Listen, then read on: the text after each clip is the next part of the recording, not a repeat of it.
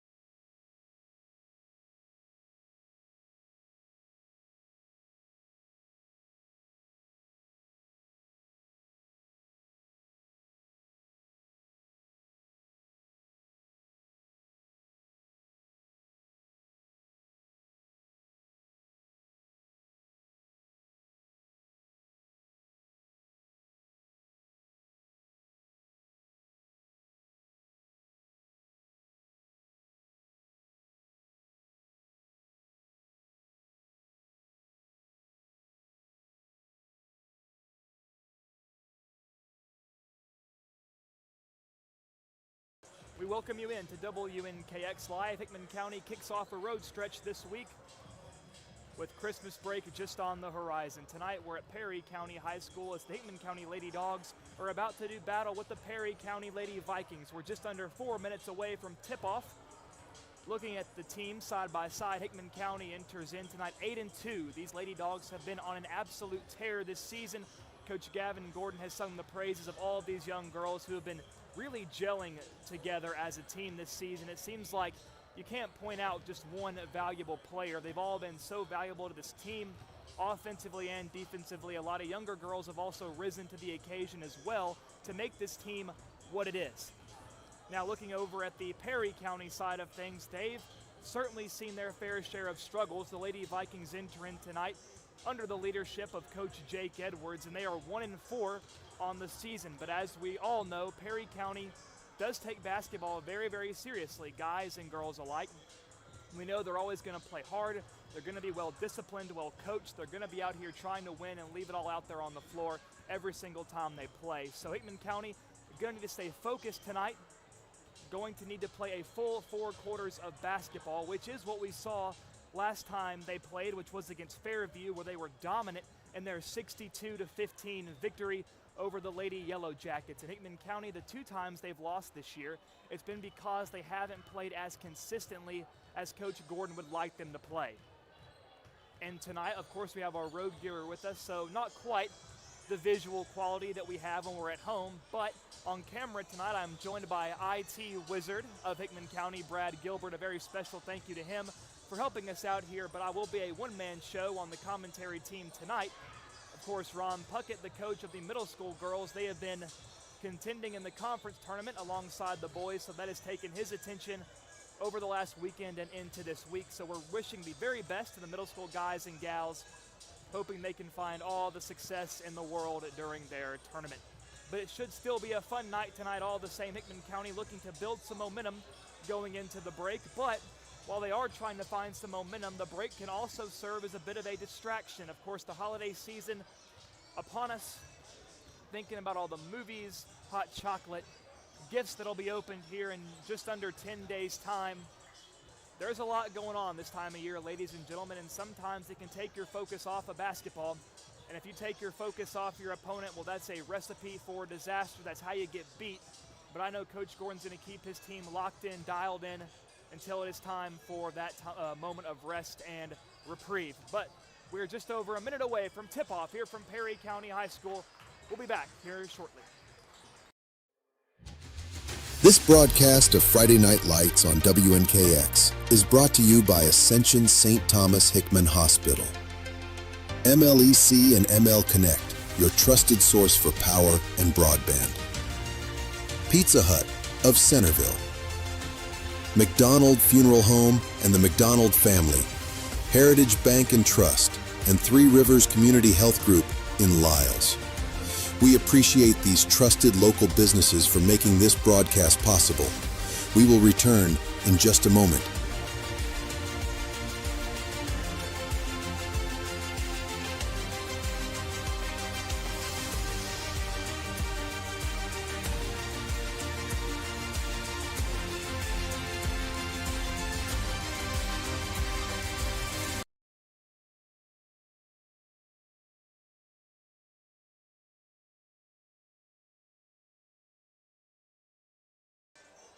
So the cheerleaders and players and coaches are lined up. We're about to introduce our starting lineups, but before that, we're going to have a playing of our national anthem, so we're going to step away for just a little bit. But when we come back, it'll be basketball time on WNKX.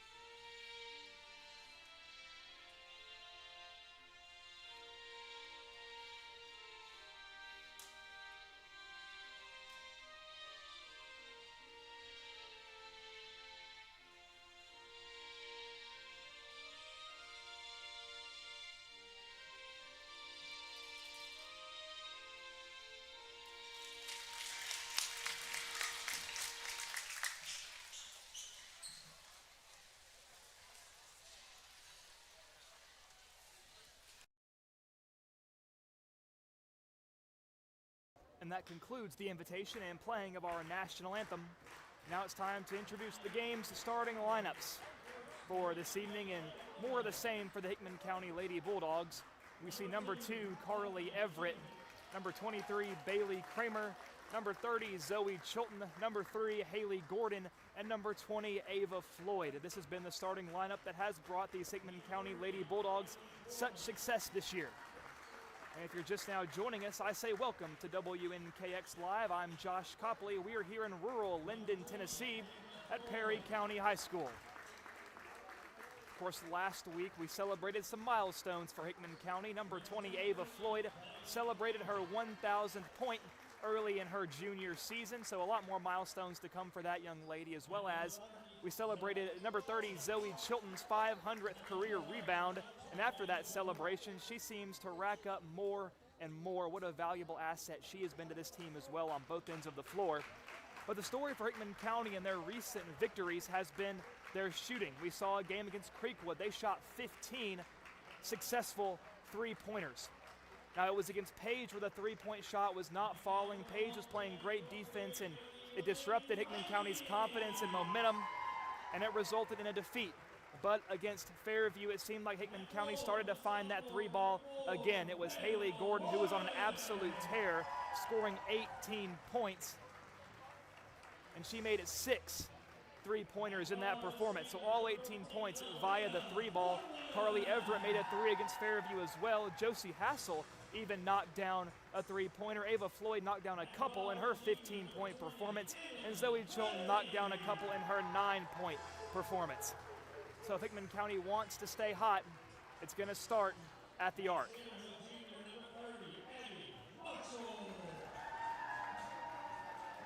The starting lineups now being introduced for Perry County.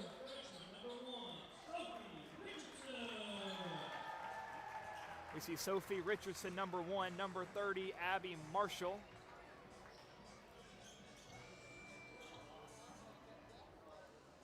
Number 24, McKenna Jackson out there as well, trying to break down these numbers. Don't want to leave anybody out.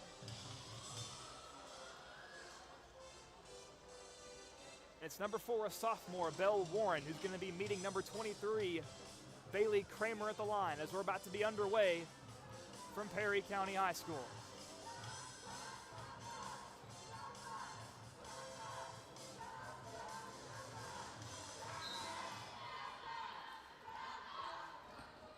And it's tipped, and Ava tries to save it, but it's going to hit that sideline. And it's going to be Perry County possession to start us off here tonight. Inbounding is Thornton. Gets it into Warren, who dribbles, guarded by Floyd. Up top, pulls from 3, kicks off the rim, no good. Nothing but red jerseys down there to pick it up. It's Haley Gordon going the other way. Chilton passes inside, Kramer dribbles in, wants to go all the way. And it's saved by Hickman County. Floyd had Everett beyond the arc, doesn't see her though to kick it out, and it's going to be taken away by the Lady Vikings. Dribbling left side, it's Thornton. Looking for help, bounce pass. Now it's Richardson, who's a freshman, but a very talented young ball player. It's a very deep Perry County roster. Looking to pass, now wants to dribble in on Floyd. Bounce pass to the corner. Again, a deep 3 on the way. Another one missed for Perry County, and Everett wisely lets it kick out of bounds over the Hickman County bench. And it's going to be Bulldog basketball.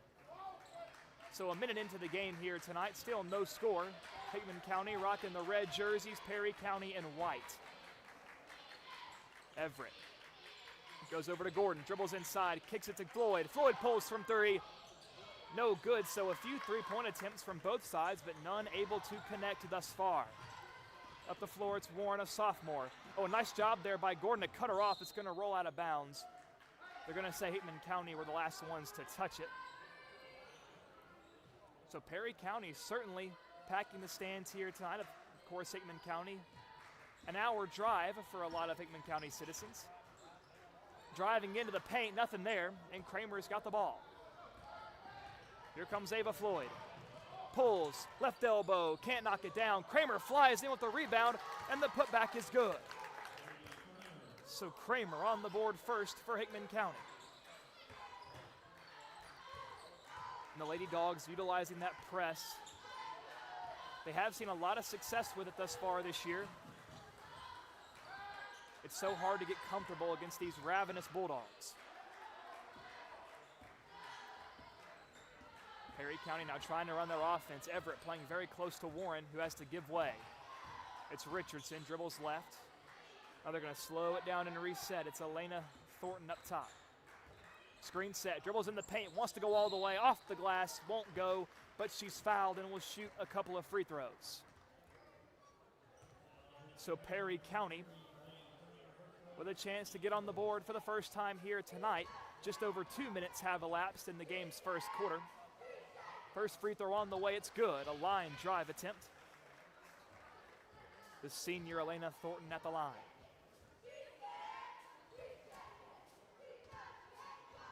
Number 2 is up, kicks off, no good, tip ball, and Chilton able to corral it. Zoe to Floyd. Ava gives, Everett pulls from 3. Missed it short. Now again, it's Perry County. 2-1 your score here early. Looking to get rid of it.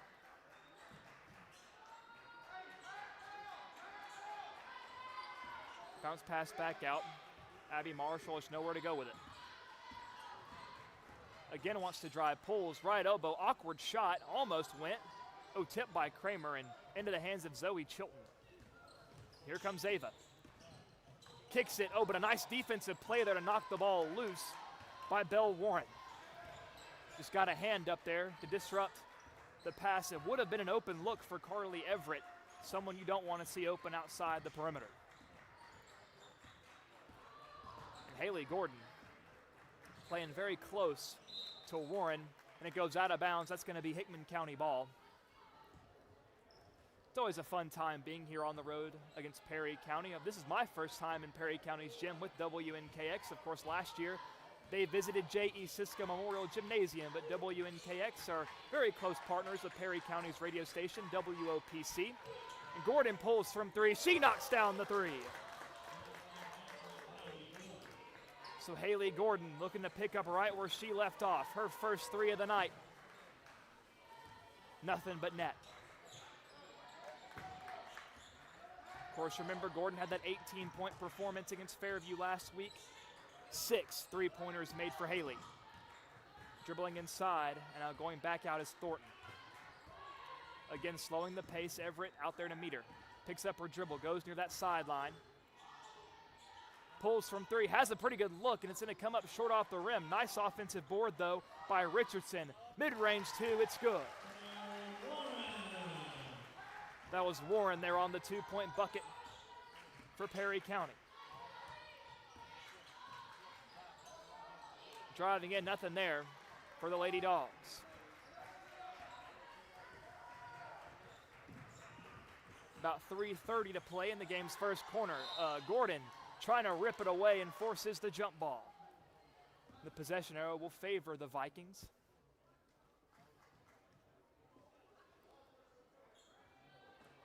Inbounding in front of the bleachers.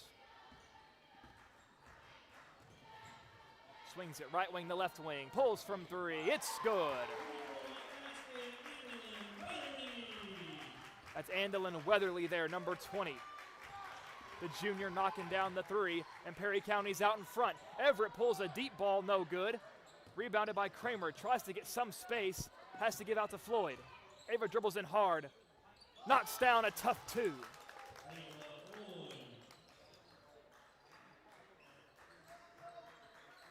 Hickman County back in front, 7-6. Again pressing Perry County. Down the right side, Everett there trying to knock it loose, but she's able to get the pass away. Barely. Now a driving open lane all the way to the rim.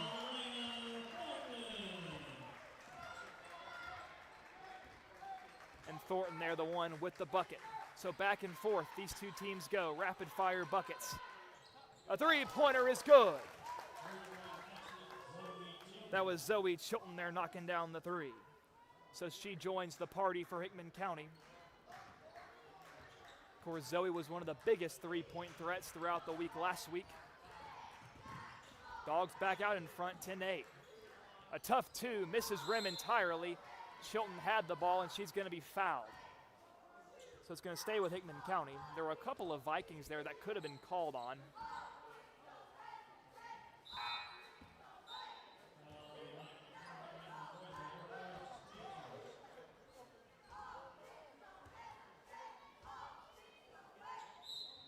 So Tinley Davis subbing in for the Hickman County Lady Bulldogs. Josie Hassel in as well. Kramer and Everett taking a break. Gordon thought about pulling up, but gives left to Davis. Davis back to Gordon. Bounce pass inside, looking for Zoe. Has it knocked loose, and an errant pass there. Is trying to get it out to avoid the walk. It's going to go right back into Hickman County hands. Hassel inside. Bounce pass out to Floyd. Mid-range two. Kicks off the rim. Nice board by Chilton. Spinning through, lost a handle on it. Wants to go up. This one no good, but she's fouled and will shoot two. So a nice effort there by Zoe Chilton. A good spin move there, disrupted by a little bobble. 10-8. Reminder of your score. Hickman County leads over Perry. 1:43 to play in the first quarter. Chilton knocks down the free throw.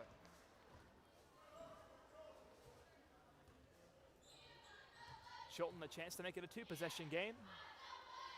And she goes 2 for 2. 12-8 now. And that last foul on Perry County was called on Abby Marshall, and Chilton with a chance to get quick takeaway points, gets her own rebound, and tries to go back up, and she's fouled again. I know Zoe would have liked to have seen that first one go up and in, but the next best thing, more free throws. And the third free throw attempt by Chilton is on the money. She's got 6 points tonight, 3 of which are at the stripe. The second one kicked short of the rim, rebounded by Perry.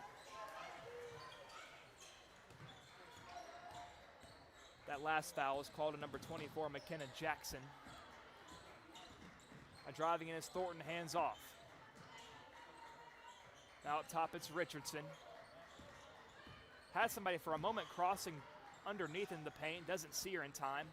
So keep it beyond the perimeter. Now bounce pass inside. Chilton got a hand on it, it's loose. Tries for the putback, it's no good. The shot by Jackson is denied by Chilton. Zoe to Gordon. Gordon has a lane, she's gonna take it all the way, and one, Haley Gordon. A tough drive there by Haley. Now a chance for a three-point play.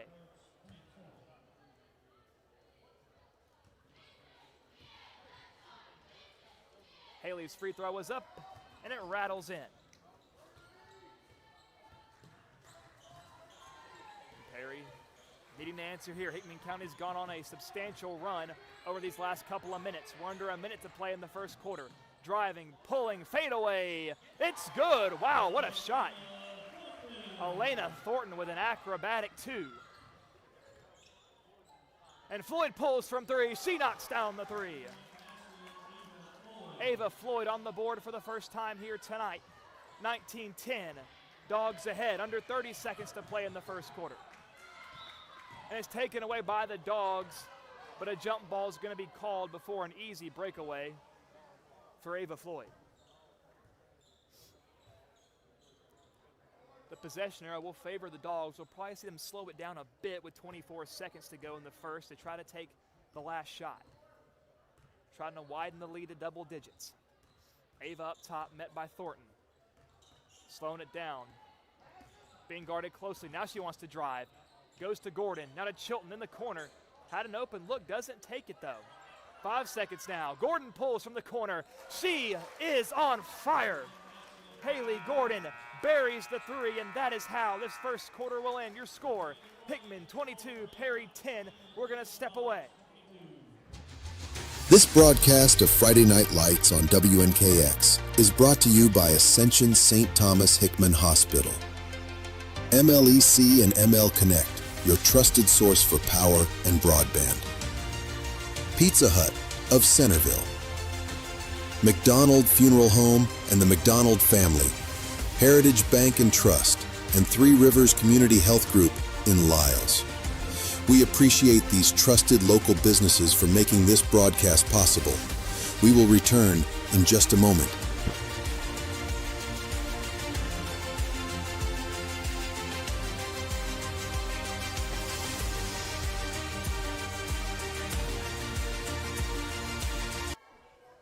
And welcome back to WNKX.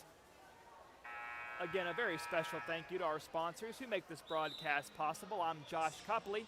On the play-by-play tonight, on the camera is Brad Gilbert. A very special thank you to him for stepping up and helping here tonight as we are on the road in Linden at Perry County High School. A very high-scoring first quarter. Hickman County put up 22 points. Perry County putting up 10. They trail by 12, and it was a first quarter we saw a lot from Haley Gordon, knocking down 9 points on 2 3-point buckets. Zoe Chilton as well had a 3-pointer and 3 free throws, 6 points for her on the night. And it'll be Perry County trying to start things off with some points in the second quarter, trying to cut into the double-digit deficit, looking for somebody, and Kramer playing nice defense, and the ball goes right between the wickets of number 4, Belle Warren. It goes out of bounds. It'll be Hickman County ball. A turnover forced by the defense.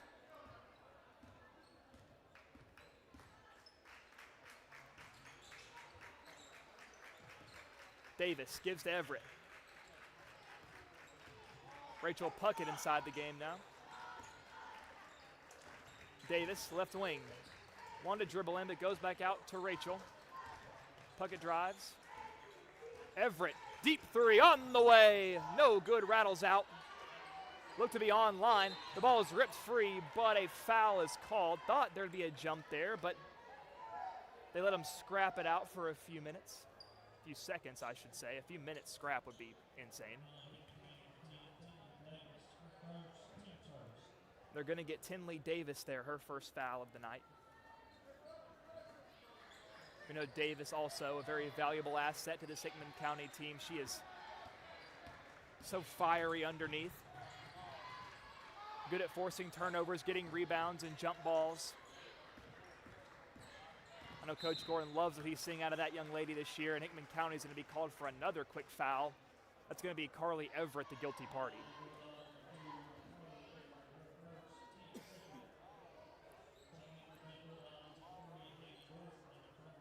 That is a side effect of playing close at the hip on defense. You're going to get a lot of contact, and the refs won't let you get away with all of it. Ava Floyd subbing out now.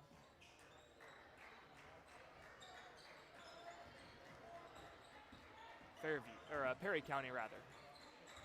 Dribbling inside. Kicks it out. Dribbling in is Marshall. Marshall, and off balance, 2 off the glass, missed.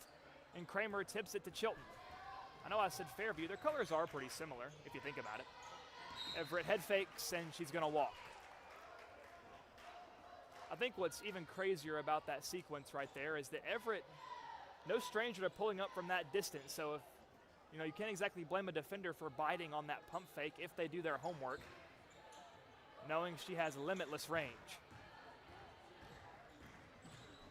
Still no points yet in the second quarter. About a minute and a half has elapsed. Marshall wants to drive inside, lost the handle of it, and it's going to be Hickman County ball, a turnover. She was looking to drive in, generate some space. If not, take it up to the glass. All in all, it'll still be Hickman County basketball. Still 22-10. Dogs lead. Puckett up the floor. Gives right to Gordon. Now to Everett. A deep 3 on the way. It's good. And a timeout is called by the Lady Vikings. So the 3 ball.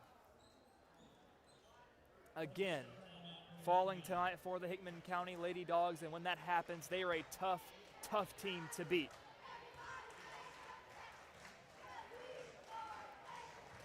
But really, it's multifaceted with how Hickman County plays, because as a defense, you have to respect their ability to drive into the paint as well. Girls like Ava Floyd can drive really, really well. You've got threats underneath like Zoe Chilton, Bailey Kramer, even Haley Gordon as well. When she gets going with that downhill speed, she's hard to stop inside. So when you have to respect the inside game of Hickman County, that leaves a lot of shots open beyond the perimeter. And with how Hickman County has been shooting the ball these last 2 weeks, that's something you really cannot afford to do if you're Perry County here tonight. So we're back in off the timeout. 6 minutes to play in the first half. Thornton dribbles inside, might want to go all the way, goes around to the left, an off-balance shot taken in by Everett. It doesn't even graze the rim. Everett down the left side of the floor. Goes inside, gives to Chilton, high off the glass, it's missed. Tipped around underneath. And they're going to say it went off the hand of Zoe Chilton, so it'll stay with the Lady Vikings.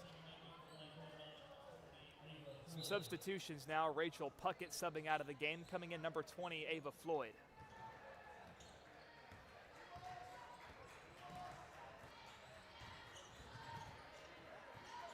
It's Thornton again, met by Gordon.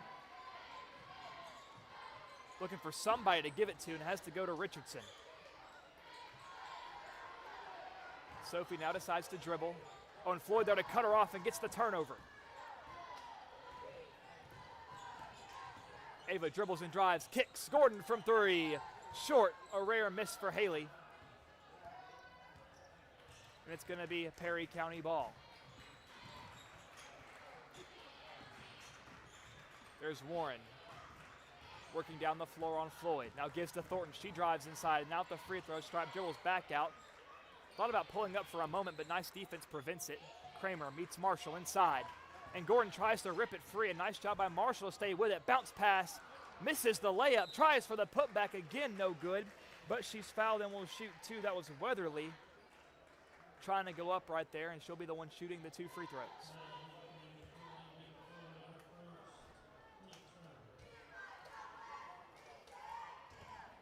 And they're going to get Ava Floyd there on the foul. It's going to be her first.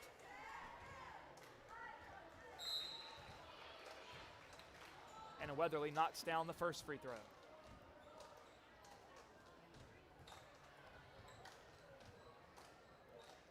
Some more substitutions for Perry County.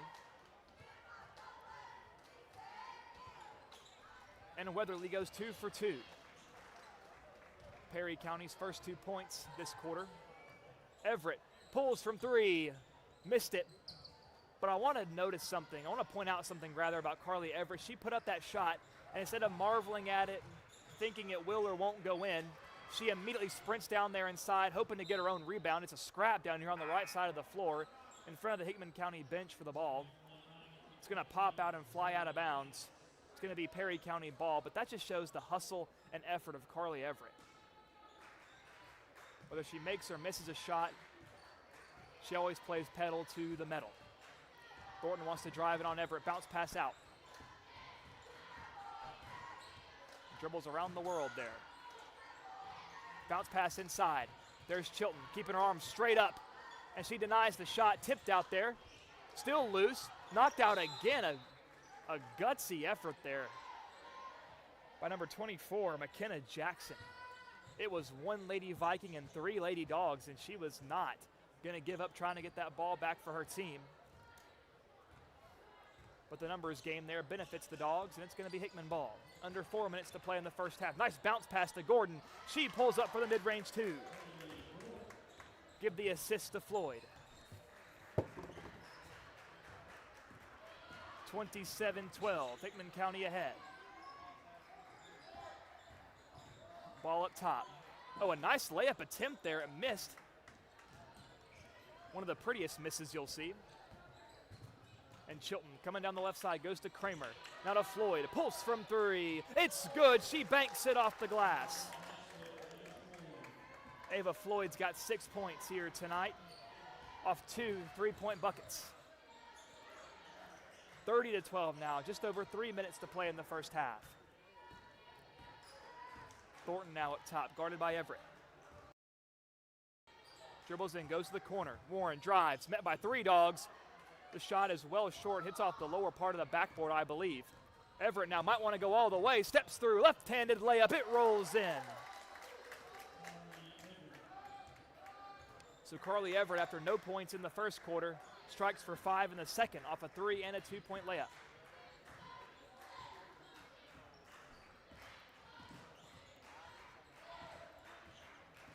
(32-12). Dogs lead by 20. Warren goes left, and Haley Gordon there trying to jump the gun. A lot of contact. An easy call there for the official.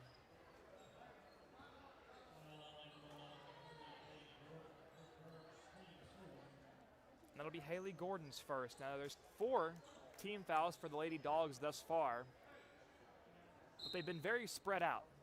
No one particular girl has been racking up fouls, which is a good sign for Coach Gordon going forward. Oh, and right there, Zoe Chilton able to force the jump. No jump ball called. They're going to call the foul, and that'll send Perry County to the line with the 5th team foul. And that'll be Zoe Chilton once again. That's going to be her first. A lot of firsts for Hickman County.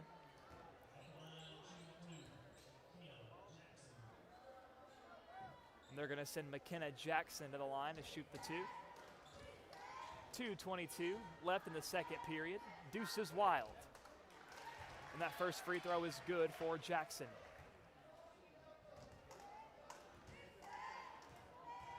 They cut it down to 19.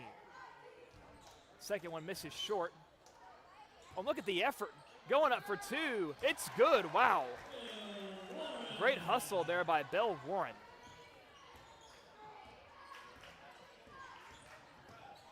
And Floyd from 2 misses well off to the right. Rebounded by Perry County, and a lot of contact there. A hold's going to be called on Tinley Davis. Not wanting to give up on the play, but there weren't too many scenarios there on that sequence, but that doesn't end in a Lady Dog foul.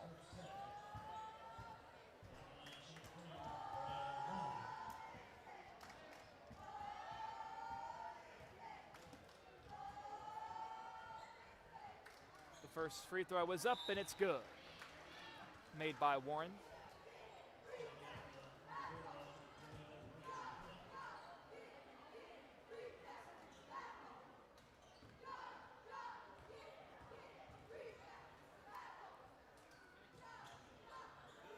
She misses the second one. Rebounded by Rachel Puckett. Under 2 minutes to play. Pass to Hassel. Tries to go back quickly to Chilton. And Perry trying to get the pass out there. Falls into the hands of a Lady Dog, but I believe a foul is going to be called against Hickman.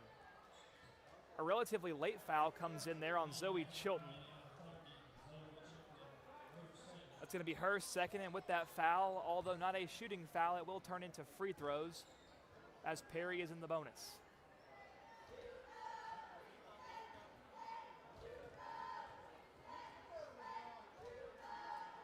The first one's up and no good. Attempted there by Warren, the sophomore. Weatherly back in the game for Perry on the substitution. And this one's up. This one is good.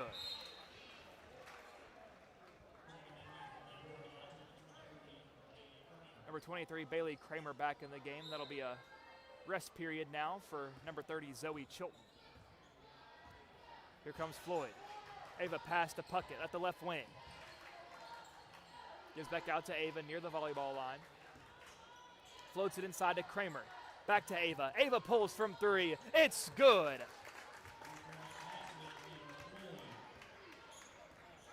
Floyd is on the money.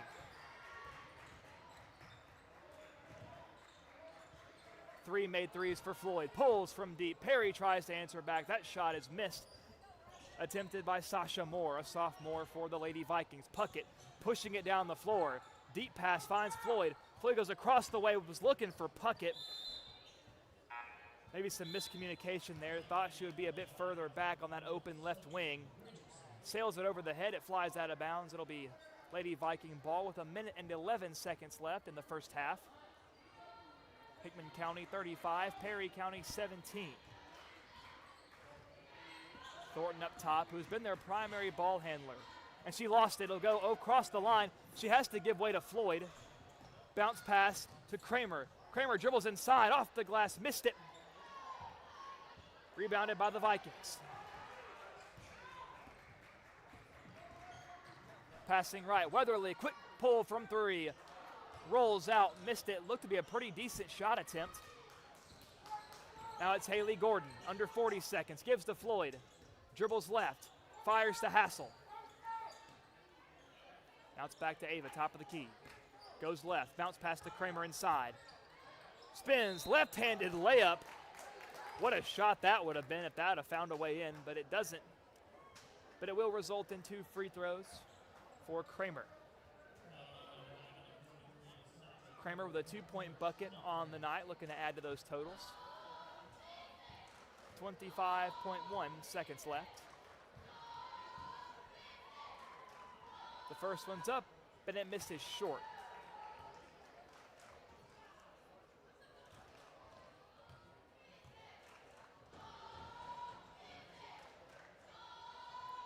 This one misses too strong.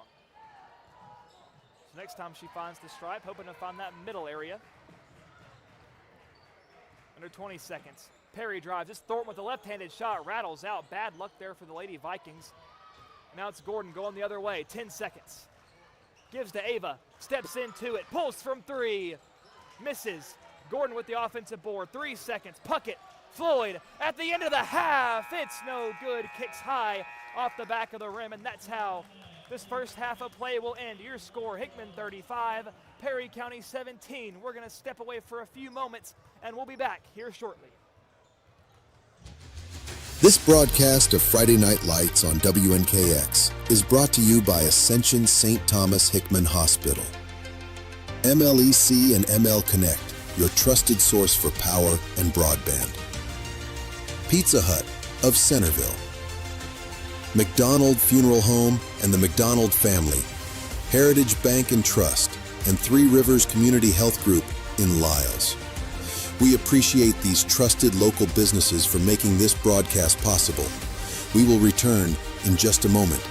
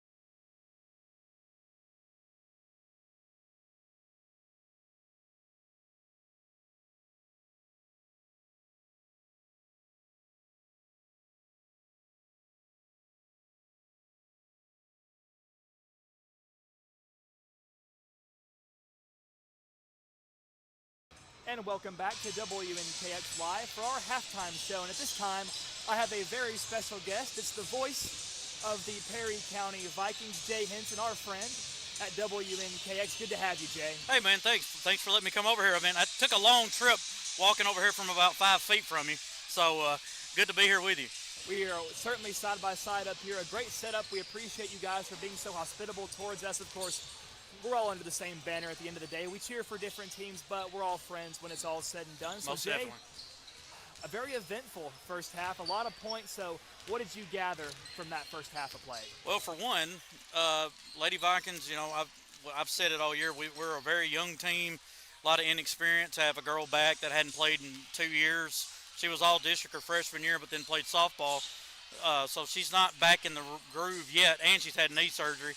But really looking at the Lady Dogs, I mean, I remember Floyd last year, really good shooter. She's tough. Gordon, same way. And the height of Kramer inside has really hurt, I think, the Lady Vikings trying to go into the paint a lot. And but right now, I just feel like the Lady Dogs are just doing a great job boxing the Lady Vikings out, not giving them second chance points, and also doing a good job at knocking down their shots when they're open. Well, and I was looking through the stat sheet as well, and last year, as you mentioned, not having Bailey Kramer in that matchup and having her this year definitely plays a huge, huge factor because Hickman County hasn't been a team really known for their size. Now having a girl like Kramer definitely works wonders. And Haley Gordon, I mentioned this earlier in our broadcast, over the last week or more, ever since she came back from her concussion against Ravenwood, she has been shooting lights out from three. And it's all really been about her finding confidence. She plays a very emotional game, but whenever she's using that emotion for good, she's a very dangerous player. But I want to talk a little bit about Perry County as well over on y'all's end. Okay. I noticed, number one, Sophie Richardson, only a freshman, but it seems like Coach Edwards really has a lot of faith in her, regardless of how young she is. Yeah, the first game we played Riverside, and he really stuck to his starting five there for the longest time, and we weren't 100% sure what they were like. What he tried to figure out who he liked. Well, Sophie came in, had some rebounds. He noticed some things. Didn't start her again, but really in the second game at Lewis County, she had 6 points, 6 boards, a couple assists. So I think ever since then he kind of thought, okay, I've got somebody here. So he started her. He really tries to have a short bench, but he also will bring in 7 or 8 girls. Usually Zoe Mathis, my sister-in-law, and also Sasha Moore. Now with McKenna, that gives him 9. So really, it's a matter of confidence for our Lady Vikings right now for Perry Counties, and I think as the season goes on, they'll get better and better. But right now, it's tough because they've played some really tough teams this year. Absolutely, and I always like to say that record doesn't really tell the entire story about, you know, who a team is, what their identity is, how talented they are. And I was comparing the two teams, and I was shocked at how deep Perry County's roster was. I think that's going to be a Lady Viking team that's going to be stout in the coming years as well. It's all about those building blocks, those foundational pieces. So I'm excited to see what they've got, and I'm excited for the second half as well. Yeah, me too. And, you know, talking about that depth, really here the last few years, Lady Vikings have struggled with numbers. And then we have this huge 7-girl freshman class. Had 2 from Lobelville, and the rest were from Linden. And they've got a really good foundation going into the future, and I like to see what happens after that. And looking at the contrast of these teams, what Hickman County likes to do, especially Coach Gordon, whenever he knows there's a lesser experienced team on the other side, that press is lethal. Right. So Hickman County is probably going to continue that aggressive defense going forward in the second half. So it's all about the adjustments that Coach Edwards is going to be able to make going forward and how these young girls are going to be able to adjust to that, because Hickman County can certainly be relentless at times. Yeah, I think with being the older team and the more experienced team like Hickman County, I think that plays a huge factor also with the height. And I think Coach Gordon will keep it going in the second half. Coach Edwards is going to have to change things up a little bit, and hopefully he can get his girls' confidence back up.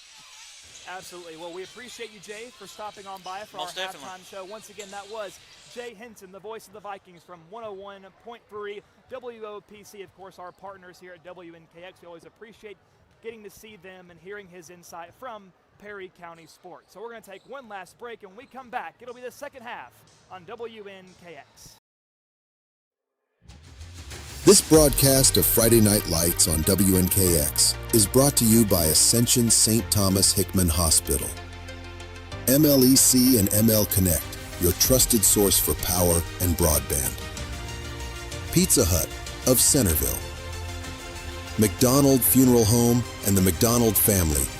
Heritage Bank and Trust and Three Rivers Community Health Group in Lyles.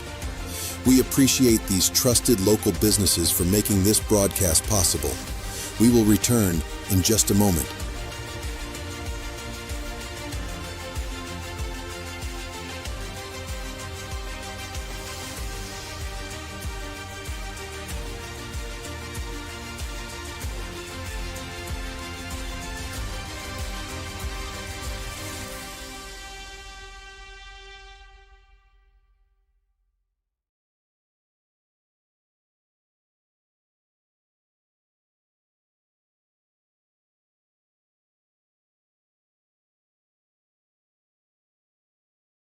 And we welcome you back to WNKX Live. We thank you for joining us. Hickman County is currently ahead over Perry, 35-17, as we're about to be underway with the second half. Of course, we are on the road in Linden, Tennessee here tonight. I'm Josh Copley, joined by our cameraman, Brad Gilbert. A very special thank you to him for stepping up and helping here tonight. Hickman County is going to start with the ball in this second half. Gordon, a tough shot. It's going to fall well short. It's going to sail out of bounds. But it's going to stay with, I thought he was directing to Hickman County. Yes, he was. It'll be red ball. Tipped out by Perry. I guess the shot was blocked. Tries to find it inside to Chilton, but it's tipped away with Floyd coming up from behind, trying to get a quick turnover. Knocks it out of bounds. It's going to stay with the Lady Vikings.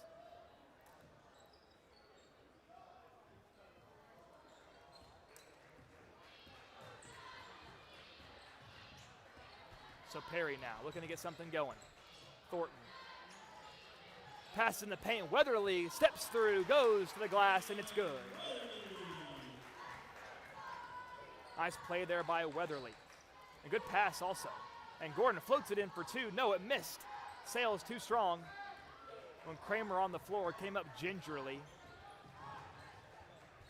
But she got down the floor on pretty good pace. Hopefully nothing too serious there. And she pulls from deep, missed it.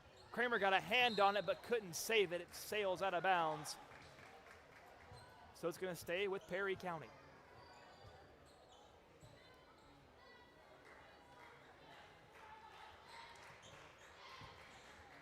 Bounce pass at the wing. It's Marshall to Weatherly. Now back to the wing. Thornton dribbles left, gives way to Warren. Pass inside, Kramer keeping her hands up. And she can't get it over Kramer. On Floyd being double teamed. Looking to get out of there and a lot of contact. A couple of girls there hit the floor. And the official there trying to ease tensions. Of course, no malintent there behind that. Just a couple of competitors there trying to get possession for their team. The foul there is going to be called against the Lady Vikings. I think there was a foul called there. If not, a jump.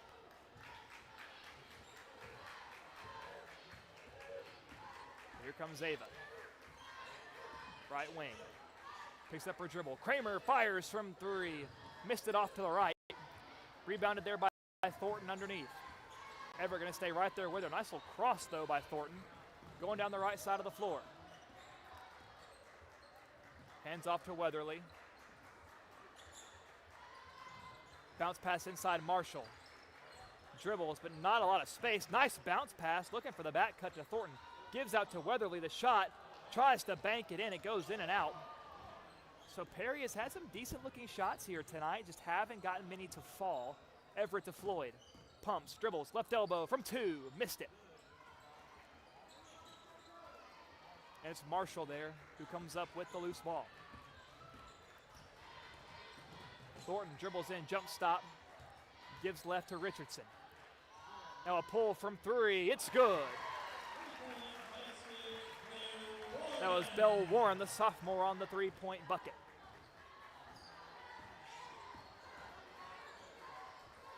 driving in. It's good, Ava Floyd.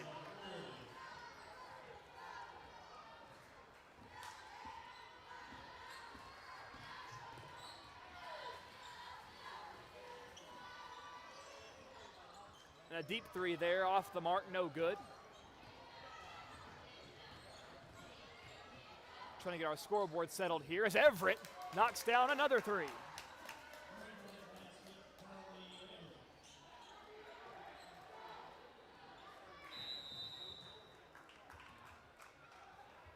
So a 5-second call goes against Perry County. It's going to be Hickman possession.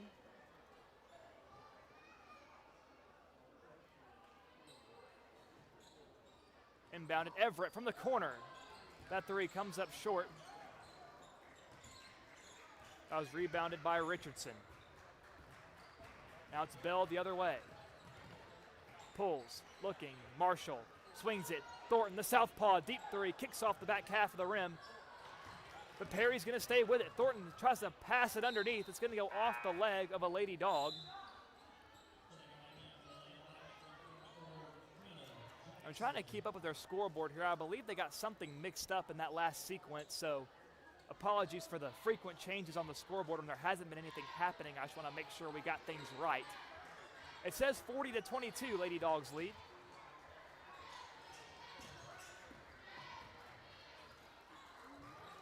And a takeaway.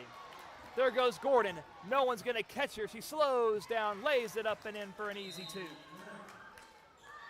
And a timeout is called on the floor.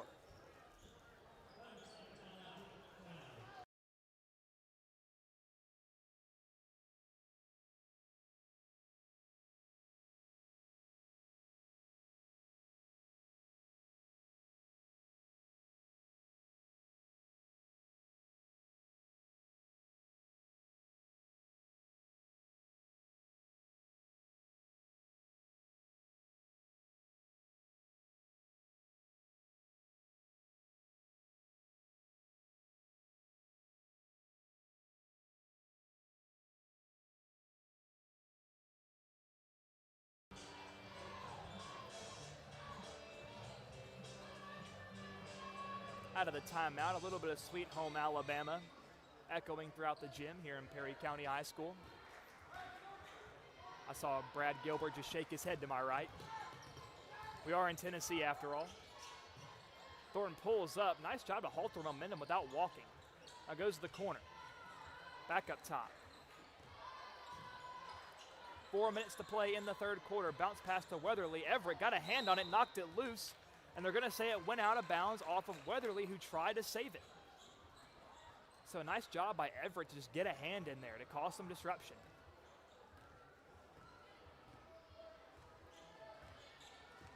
Floyd gives Everett head fake. Dribbles and drives, goes to Kramer, steps through off the glass. Easy two-point bucket for Kramer.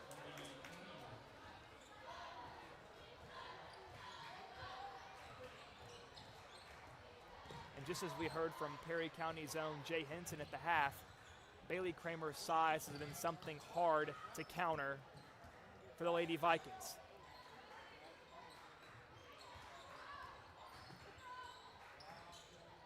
Now Marshall, right elbow, dribbles inside, wants to go off the glass, missed it, tipped, out of bounds by Weatherly. It's going to stay Lady Dog ball.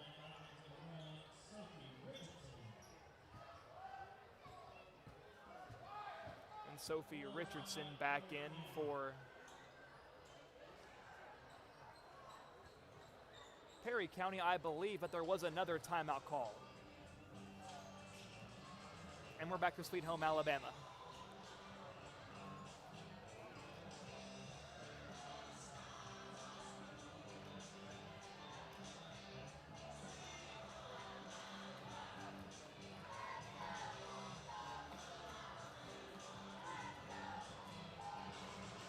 I will say, as legendary of a band that Leonard Skinner is, Sweet Home Alabama, not my favorite.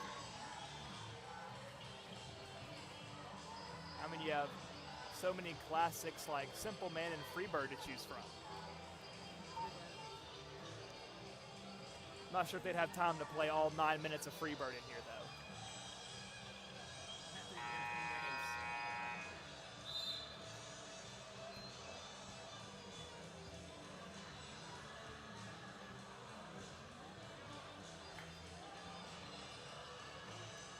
who can forget Tuesday's Gone as well? Another Leonard Skinner classic.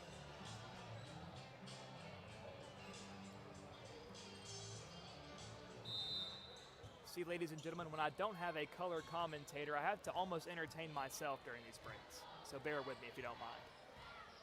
So just over 3 minutes to play in the third quarter. We're out of the timeout. Hickman County up 44-22.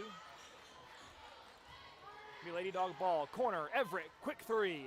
Missed it short. Nice rebound there by Marshall. Now here comes Perry County. Warren pulling up. Gives right. Thornton thought about shooting. Pump fakes, dribbles around a couple of defenders. Bounce pass to Marshall, can't cap it off. Tries to go up again, missed it.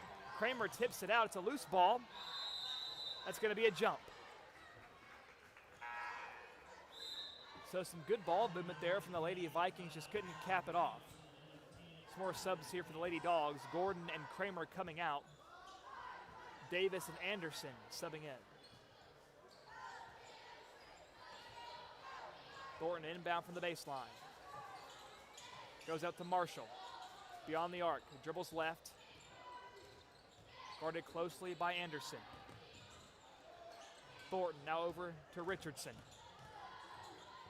Back up top. Not a lot of breathing room here. Screen set. We saw Anderson hit the floor, but no illegal screen call. Just a very physical play there. Thornton drives, pulls off the glass, missed it. Tipped by Chilton, and she picks up the rebound. Here comes Floyd. Ava lost it. Might have had it knocked loose, or was maybe looking for a pass to Davis. A very wonky looking play there. Sends it the other way. Steps into it, wide open three, and she knocks it down. Belle Warren buries the three. That ball's lofted up, loose, picked up by Chilton, who goes up for the two, but a whistle blows well before that.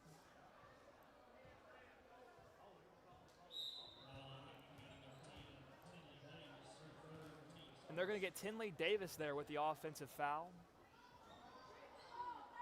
No, back over to Perry County. Haley Gordon near the scorer's table. About to sub back in, and she's going to take Davis's place, it looks like. 1:45 to play in the third. Hickman County with a commanding lead thus far. Lady Vikings looking to chip in here. Warren going right, has to give back over to Richardson. Fires to the corner, off the hands of Warren, stays with it, long two, kicks off the rim, no good. Rebound is up by Jackson, missed it. Jackson has it again, the putback missed again. Marshall with another board. Thornton now. Fires all the way over, steps in, gives back out to Richardson. Thornton from three, missed it. Rebound by Marshall, putback is no good. What chaos this has been, and it's Aubrey Anderson with it who gives way to Floyd. Under a minute to play. Goodness gracious. Ava pulls from three. She rattles it in.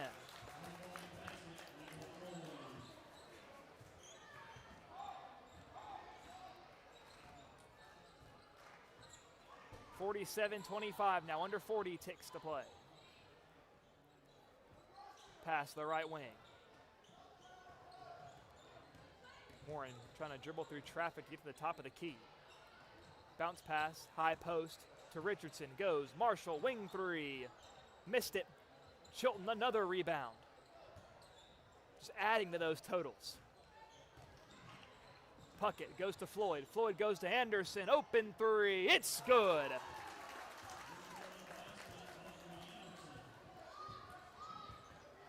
Aubrey Anderson joining the three-point party, and Puckett almost knocked away a turnover at the end of the quarter. A deep three. Wow, what a shot.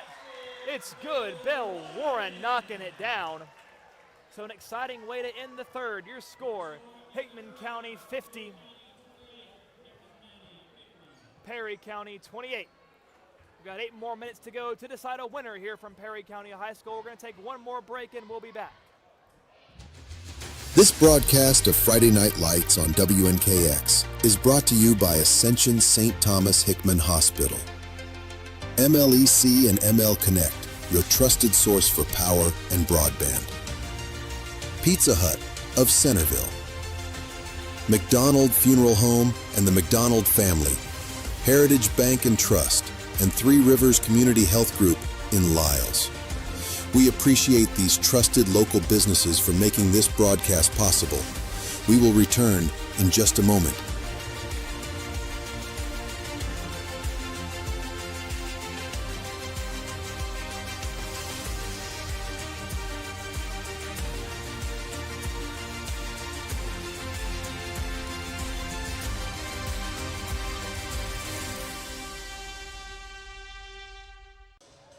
And welcome back to WNKX. 1 quarter remains in the girls' game.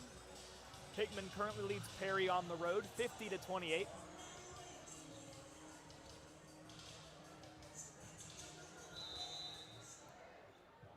We just heard Danger Zone by Kenny Loggins, and for Perry County, the danger zone has been when Hickman County has the ball beyond the arc. They have been knocking down the three-point ball. Anderson in the corner.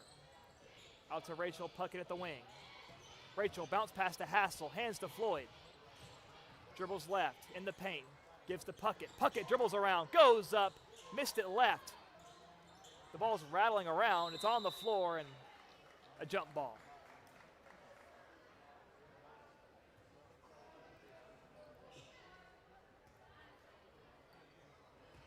So the possession arrow will favor the Lady Vikings. They trail by 22. Weatherly goes right. Guarded closely by Anderson, who's shown to be a very, very tough defender in the minutes she's gotten this year. Kicks it out up top. Warren's up, and this one misses. It's a loose ball. Weatherly tries to save it and does. Floating it up and in was Richardson, no good. And it goes out of bounds off of Perry County, Hickman County ball. Of course, we saw some late quarter fireworks from number 4, Belle Warren of Perry County, pulling up from Nikola Jokic range. Knocking down a 3 to end the quarter. Floyd drives all the way in, off the glass, it's good. So Ava Floyd, the first points for Hickman County in this fourth quarter. She's got 16 tonight. From the free throw stripe, a high arcing shot off the backboard, no good. And it looks like we'll have another jump ball. Seems to be a recurring theme in these girls' games, so many jump balls. Just shows the physicality, the desire to have possession. So a lot of substitutions there. Everett floats it inside to Kramer. Left-handed layup, what a shot, are you serious, Jerry? Kramer with a 2.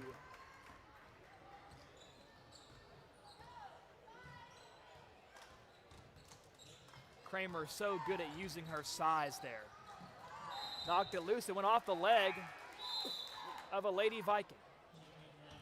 The Hickman County ball.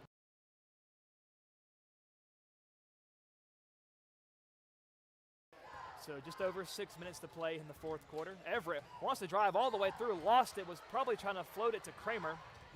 Here goes Warren, pulls up at the right elbow, gives back out, 3 on the way by Richardson, but she's fouled. So that'll be 3 free throw attempts.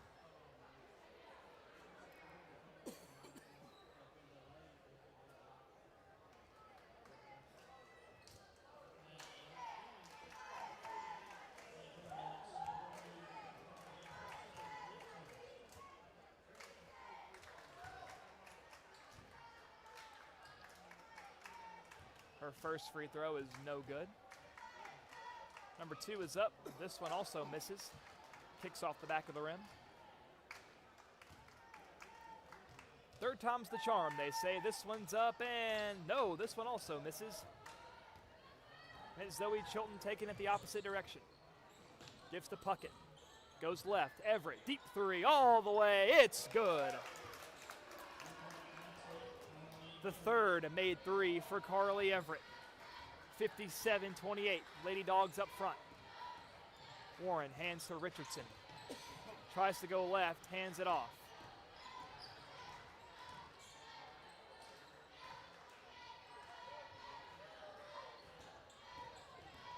dribbling left, now wants to go up from the left elbow, contested shot, missed it, and there's Zoe Chilton. A war being waged for possession of the ball yet again. We're accustomed to seeing that this game, it appears. It's going to go the way of Perry County, 5:17 left. Richardson in the corner, goes right. It's Riley Jones. Bounce pass to the corner. Chilton and Everett trying to trap her, but a nice bounce pass underneath. Richardson tries to go up and over Kramer. The shot is blocked, but not without contact. 2 free throws on the way for Sophie Richardson, the freshman.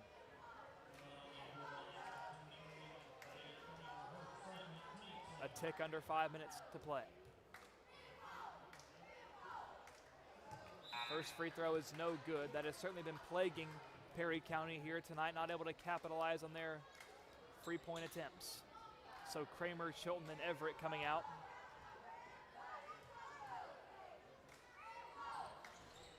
That second free throw does rattle in.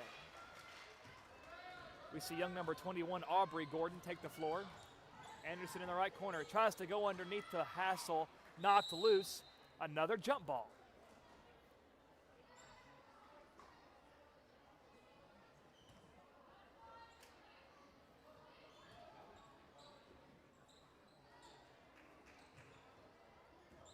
Bounce pass, goes up for 2, missed. It's loose, don't tell me. Another jump ball.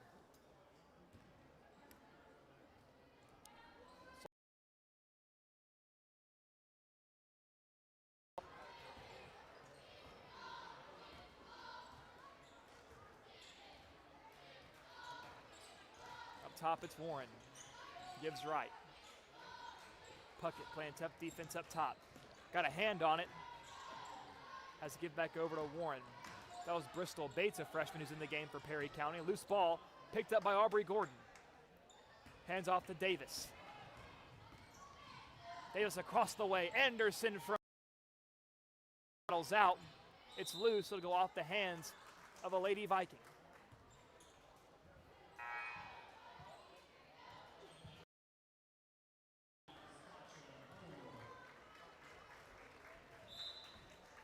So again, to reiterate what my friend Jay said at the half, very young team does Perry County have. We're seeing that youth now as they start to sub in more girls. Josie Hassel there with a 2-point bucket.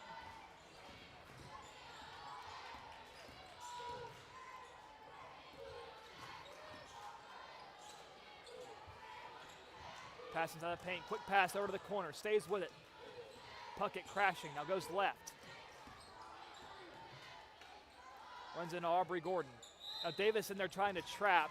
Too much contact and she's fouled.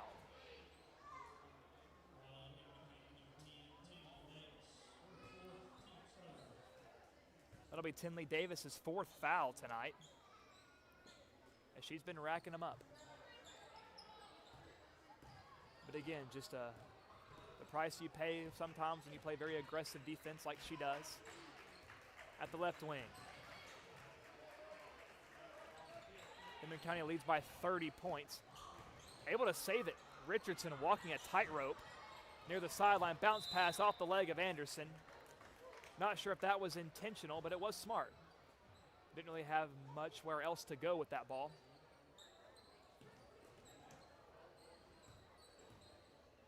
Zoe Mathis, another freshman on the floor for Perry.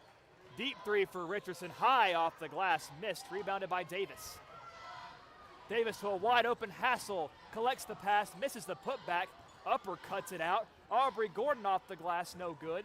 And Hassel comes up with it. Puckett, pump fake, dribbles inside, steps through, floater, missed. Puckett with almost a miraculous shot attempt, finds the hands of a teammate, and it's taken away by Perry, and it'll go off the legs of Anderson, running step for step with Richardson down the right side. And again, madness in the paint. Richardson up top. Oh, a lot of contact, and they're going to call the offensive foul. One of the easier calls, I believe, they're going to make today. That's going to be Richardson called there on the offensive foul, her 2nd tonight. And Lux Wolf entering the game for Hickman County.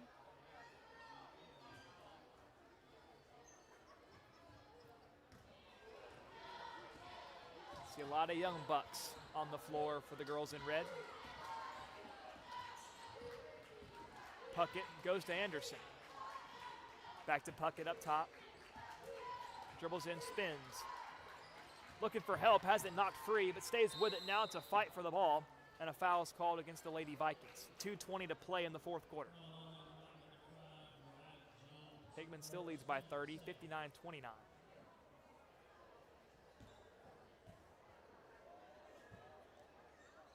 That foul's going to go against number 5, Riley Jones. Pass inbounded. Nice hustle there by Puckett to save it from going out of bounds. Puckett to Hassel. Back to Puckett. Has it ripped free. They're going the other way. It's a foot race. Pulls up. Pass to Richardson. Kicks it out. Open three. Missed it. Put back no good by Moore. That's a scrap and another jump ball.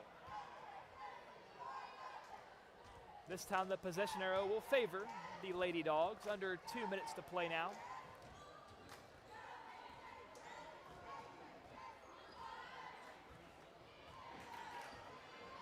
Puckett goes to Wolf. Nice bounce pass. Goes up and one for Aubrey Gordon. And the Hickman County bench erupts right there as that ball finds the bottom of the net. Gordon trying to complete the three-point play.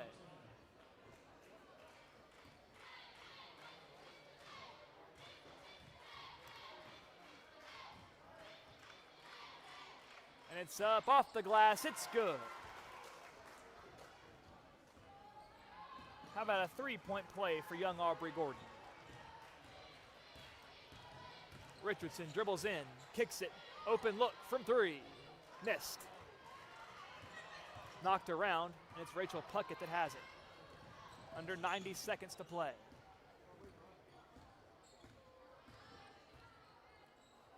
Gordon, maybe with some confidence after that and one, tries to pass out to Lux Wolf. Off the hands of Wolf, out of bounds. Lady Viking ball. Number 12, Claire Richardson coming in for the Lady Vikings.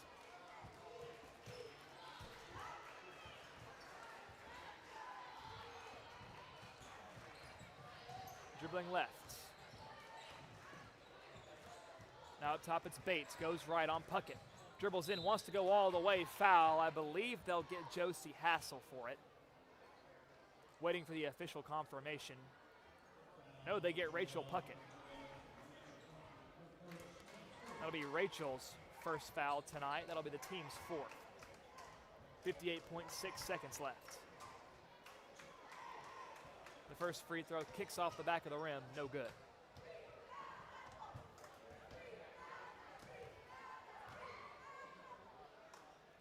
The second one on the way. This one finds the mark. So Perry County has broken 30 points. They still trail by 32, 62 to 30. Anderson from three, missed it. Rebound, put back by Gordon, missed. And Gordon comes up with it again and just throws it beyond the arc. And it's ran down by Anderson. Goes right, Rachel Puckett. Anderson now in the corner. Gordon goes to Wolf. Puckett. Inside to Hassel. Pulls from two, it's good. Nothing but net for Josie Hassel, her second bucket tonight. We got 20 seconds left.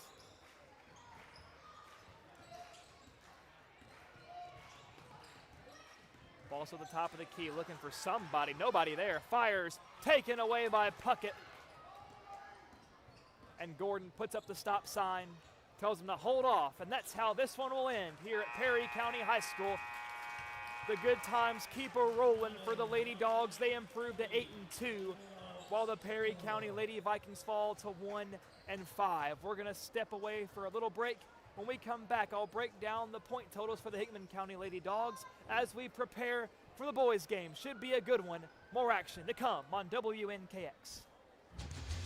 This broadcast of Friday Night Lights on WNKX is brought to you by Ascension St. Thomas Hickman Hospital. MLEC and ML Connect, your trusted source for power and broadband. Pizza Hut of Centerville. McDonald Funeral Home and the McDonald Family. Heritage Bank and Trust and Three Rivers Community Health Group in Lisles. We appreciate these trusted local businesses for making this broadcast possible. We will return in just a moment.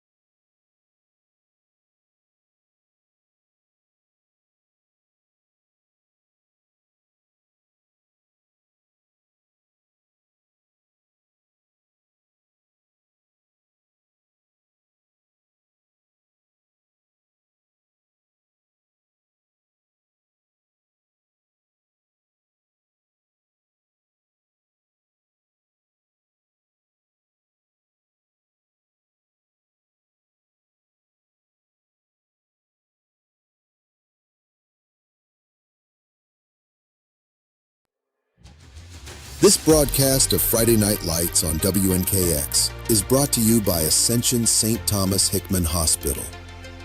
MLEC and ML Connect, your trusted source for power and broadband. Pizza Hut of Centerville. McDonald Funeral Home and the McDonald Family.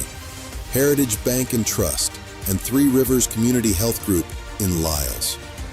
We appreciate these trusted local businesses for making this broadcast possible. We will return in just a moment.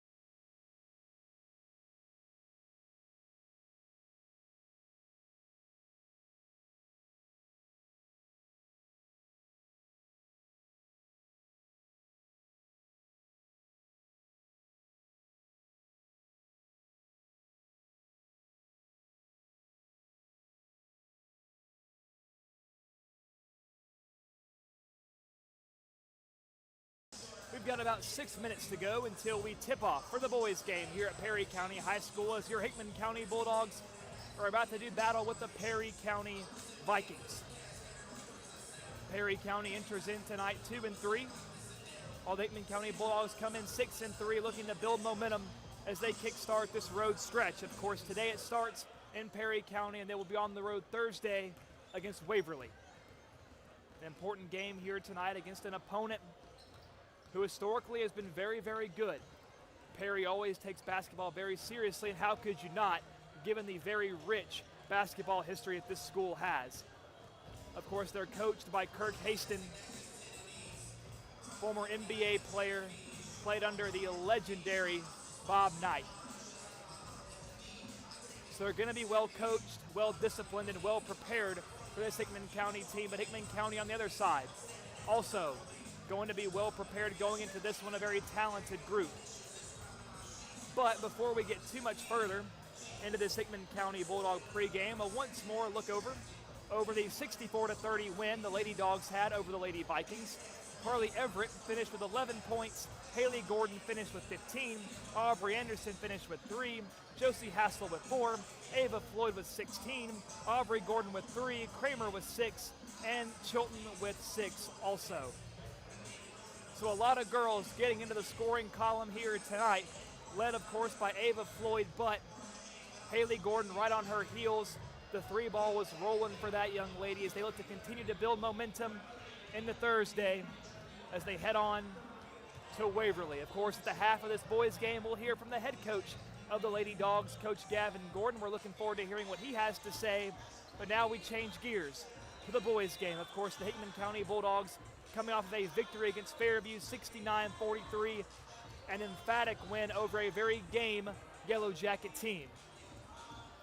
But with Christmas break looming, how focused will they be during the holiday season? A lot of distractions, but can they zero in and focus on their opponent here tonight? We find ourselves in rural Linden, Tennessee. I'm Josh Copley with WNKX. On the camera tonight is Brad Gilbert. A very special thank you to him.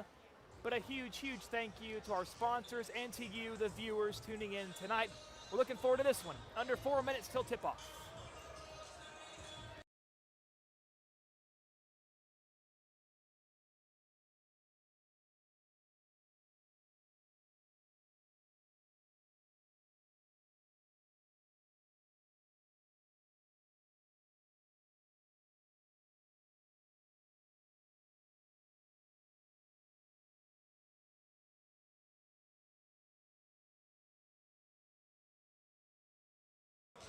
Much like the girls' game, Perry County will be rocking the white jerseys, black lettering. And the Hickman County Bulldogs will be rocking the red unis, black lettering as well. Got to be honest, the red jerseys are some of my favorites, the red jersey, red shorts combo.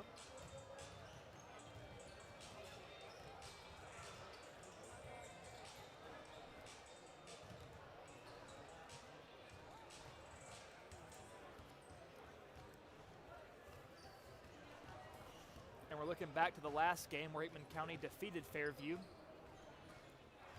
Tim Puckett was on an absolute heater, knocking down 5 3-pointers, almost a 20-point performance for Tim Puckett. And he was by and far the leading scorer for that Hickman County Bulldog team. And of course, if you get the 3-ball going, that's going to happen 9 times out of 10. Will McDonald with 8 points, made a couple of threes in his own right. Dylan Qualls, who has been remarkably consistent since his return, put up 9 points as well, and he has been a force underneath, driving to the rim, kicking the ball out, opening up shots for his teammates, but also looking at Dylan on the defensive end. He plays so stout, so aggressive, gives no room to breathe, but he's also done a really good job at staying disciplined on the defensive side of the ball, staying away from foul trouble, which has plagued him in the past. So if he can keep that under control while also maintaining his aggressiveness, few guys are going to be able to get around Dylan Qualls. And of course, Tyler McKinnon, who was productive last week against Fairview, put up 6 points, but a lot of his productivity came from 2 places, the free throw line and underneath. He made 4 free throws last week against Fairview, accumulating 6 points on the night. But a lot more is going to be placed on the senior Tyler McKinnon this evening because Hickman County will be without Kylan Seal. Of course, Kylan Seal, a junior who interchanges with Tyler McKinnon as their post player, battling an illness and did not travel with the team here tonight. He will be missed in this Hickman County roster, but we do wish the very best for young Seal. Hopefully he heals fast, nothing too serious, we hope, and that he can be back by Thursday. Fingers crossed. So I'm excited to see how McKinnon will step up here tonight, as well as the other Hickman County Bulldogs, looking to win, to improve to 7-3 on the season. We're under 30 seconds away from the starting lineups being introduced.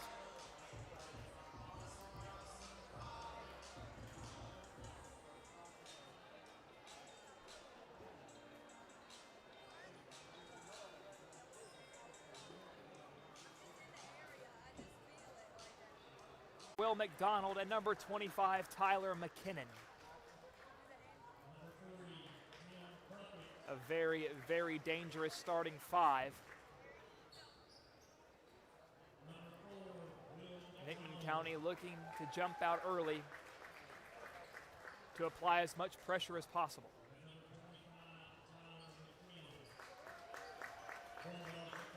We remember last year, Perry County played Hickman very, very well. They're going to have a lot of good shooters. They're going to be a very disciplined team. A lot to look out for if you're the Hickman County Bulldogs. Now the starters for Perry County. 00, Colton Pevahouse. Number 3, Jake Mercer. Number 4, Landon Warren. Number 5, Kenner Haston. And that final number there is being obscured.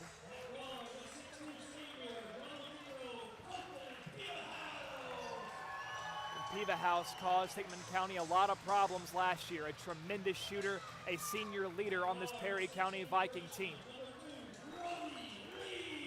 So the man whose number was obscured was number 2, a freshman, Brody Lee, who made the starting 5. And you don't make the starting 5 as a freshman without being immensely talented and without your coach having a lot of trust in you.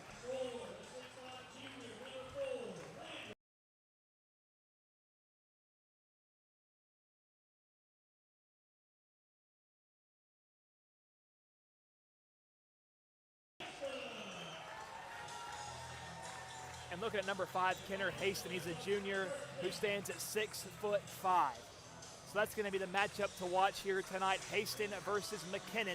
Whoever wins that battle underneath, I think it'll go a long way in deciding who's going to emerge victorious in this one. And it seems like Perry County taking some inspiration from Virginia Tech football. walking out to enter Sandman by Metallica here tonight. We like some sportsmanship there at midcourt, a little fist bump there between Haston and McKinnon.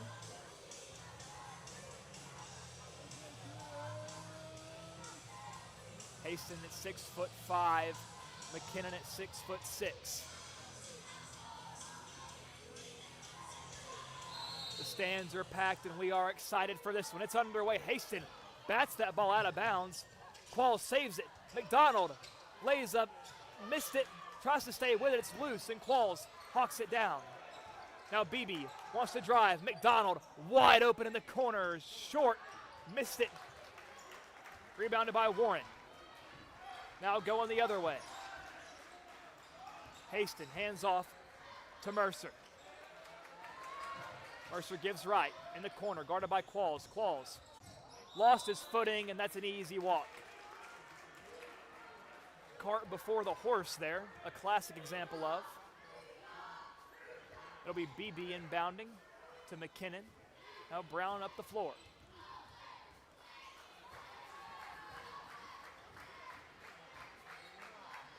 Over a minute has passed, almost a minute and a half, and no points yet. McDonald pulls from three, no good.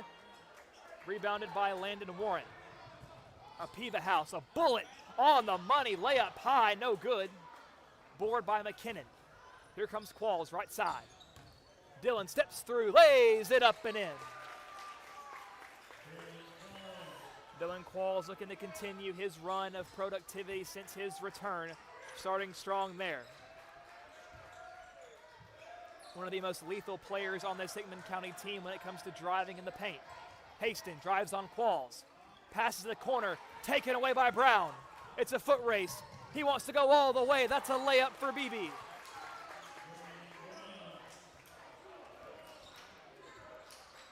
Four nothing Dogs to start us off here tonight. 5:45 to go in the first quarter. Bounce pass inside to Warren. Gives out Mercer. Top of the key. Drives, kicks, wide open look for Warren over McKinnon. Kicks off the back of the rim, rebounded by Tim Puckett. McDonald, that left corner. Swings it to Qualls. Back to McDonald. Will hands to Brown. Slowing it down, wanting to go at their pace. Brown to Qualls, left elbow, he pulls. Can't knock it down. Put back by McKinnon's no good. Tries to save it. And Perry recovers it. Nice hustle there by Mercer. Winds under 5 minutes to play in the first quarter. That's Piva House, the right wing, goes left. That's the freshman lead, dribbling inside, goes out to Warren. Spins through, over, McKinnon floats it, missed it. Board by Mercer, fadeaway missed it, and McKinnon's got the rebound, so not a lot of shots falling tonight for Perry. Puckett from three, Tim buries the three. And a timeout is called by Perry County, and in this first stretch, it has been all Bulldogs. 7-0 Hickman County over Perry. And we were looking to see how Tim Puckett would continue. Was that performance against Fairview a flash in the pan? He says no, sirree. And really, you can look at the performances Tim Puckett has put up throughout this entire season to know that. He has been consistent. He has been one of the best shooters on this Hickman County team.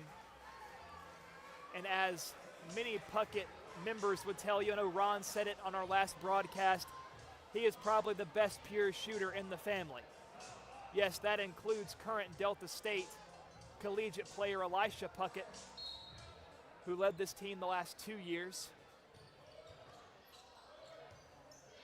So fun watching Tim, especially when he gets hot. I'll be relying on him here tonight. Brown tries to jump the gun to no avail. Piva House wing inside to Haston, lays it up and in over McDonald. So Haston strikes first for the Vikings. Floats it up to McKinnon. Now Puckett dribbles right.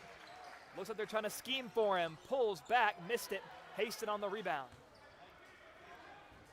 And Coach Dawson knows who the hot hand is. They're going to try to draw up as many plays for Tim as possible. And Piva House knocks down the two from the right elbow. 7-4, Perry County going on a 4-0 run out of this timeout in the first quarter.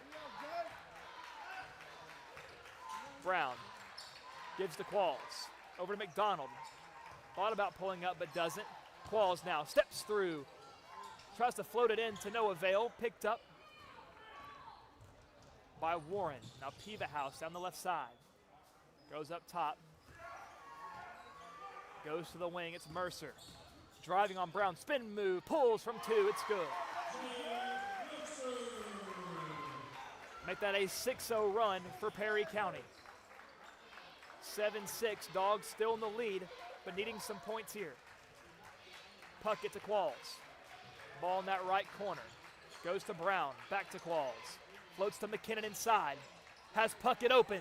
Pulls from 3. You cannot leave Tim Puckett open. He buries his second 3 of the quarter.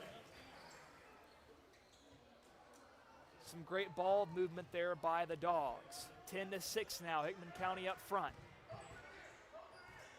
There's Haston. Bounce pass to Warren inside. Guarded by McKinnon. Floats it to the corner. It's Mercer. Brown bites. Dribbles in. Jumper no good. Picked up by Puckett. Now to Beebe. Down the floor. 2-on-1. Steps through. Kicks out to McDonald. Lost it. There's Tim. From 3. It's good.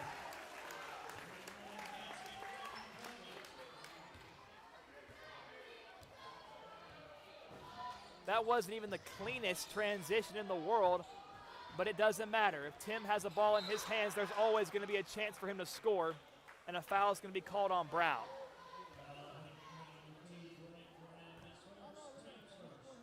That'll be Brown's first foul tonight, the team's first as well. 2 minutes and 2 seconds to play in the first quarter.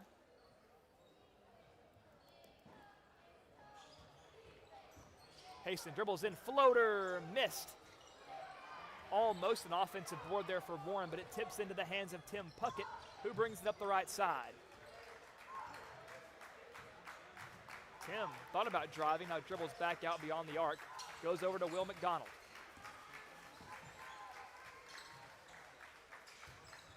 Qualls steps through, off the glass, it's good. And Dylan Qualls does that better than just about anybody. Now corner 3 from the Vikings, kicks off the rim, no good. Again, Tim Puckett, another offense or a defensive board right there. And the shot is no good, tipped out, could go either way, and it's going to stay with the Dogs. We see some substitutions now. Brody Worley and Carter Goodwin coming in for Braden Brown and Will McDonald.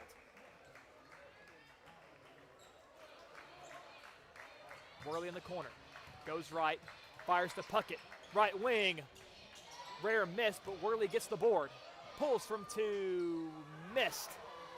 Rolls off the rim. We've got 60 seconds now to play in the game's first quarter.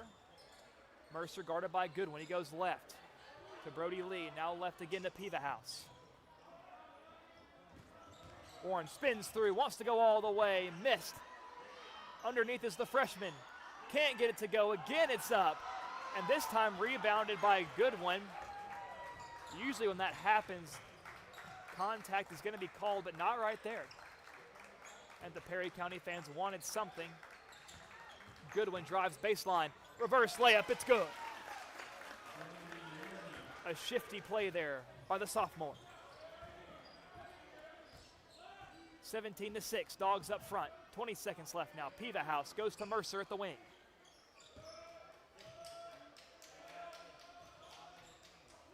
There's Mercer. Peevahouse from 3. Missed the 3. It's tipped, and it goes out of bounds off Mercer. It's going to be Hickman County ball with 6.6 seconds left in the first quarter. So they've got time to get a bucket here. 5 seconds. Goodwin crosses midcourt. Qualls pulls from 3. Off the front of the rim. It's rare we see Qualls pull from 3. Look to be on line, but comes up just short. And that's how the first quarter will end. Your score, Hickman 17, Perry County 6 when we come back.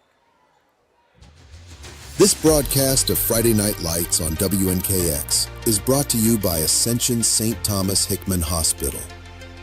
MLEC and ML Connect, your trusted source for power and broadband. Pizza Hut of Centerville, McDonald Funeral Home and the McDonald family, Heritage Bank and Trust, and Three Rivers Community Health Group in Lyles. We appreciate these trusted local businesses for making this broadcast possible. We will return in just a moment.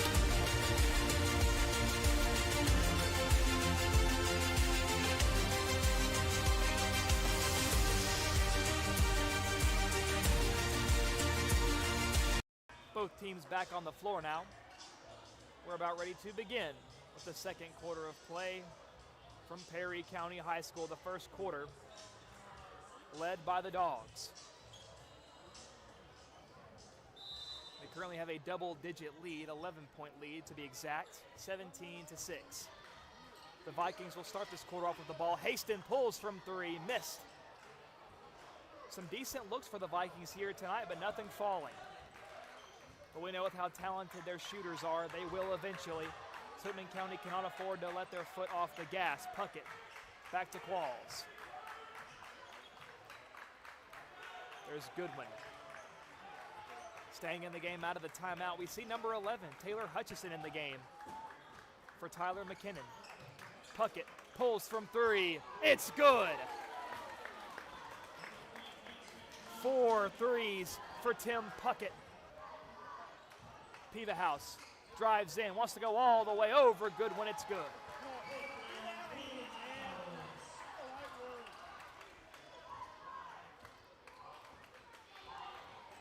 Piva House always going to be one of the most talented players on the floor, and that shot is blocked. Goodwin tried to go all the way, but there's Haston, and a blocking call is going to go against Dylan Qualls. It'll be his first.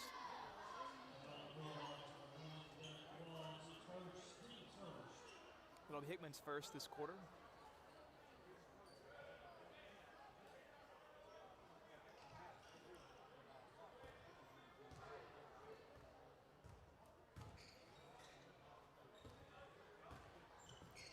Going left is Lee. Tries to go all the way. And a jumper is no good, rebounded by Qualls. Here comes Goodwin.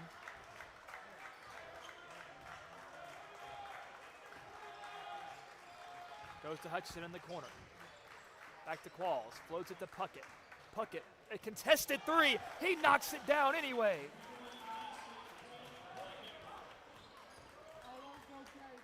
And Tim Puckett can do no wrong right now for the red and black.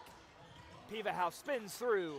Jumper, it's good, and one for Colton Piva House. Such a talented young player.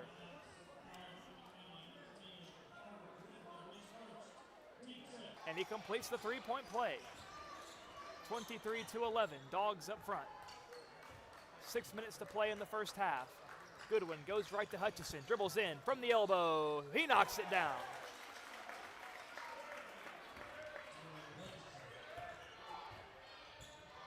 We knew some other guys would have to step up here tonight in the absence of Kylan Seal.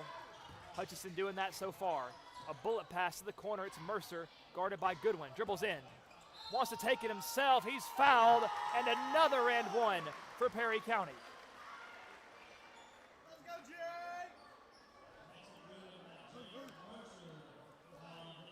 First Piva House, now Mercer.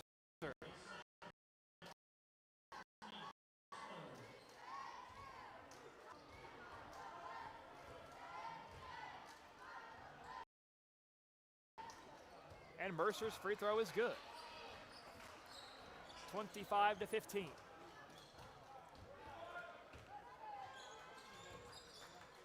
Worley at the wing. Goes to Hutchison, top of the key. Hands to Puckett. Quick swings. McDonald in the corner. He knocks down the three. Will Mack's first bucket tonight comes in the second quarter, and it's a triple. Haston in the corner. Spins through McDonald. Nice move. Takes it all the way to the glass. That's a tough two for Haston. Too much shuffling of the feet there. They'll call that every single time.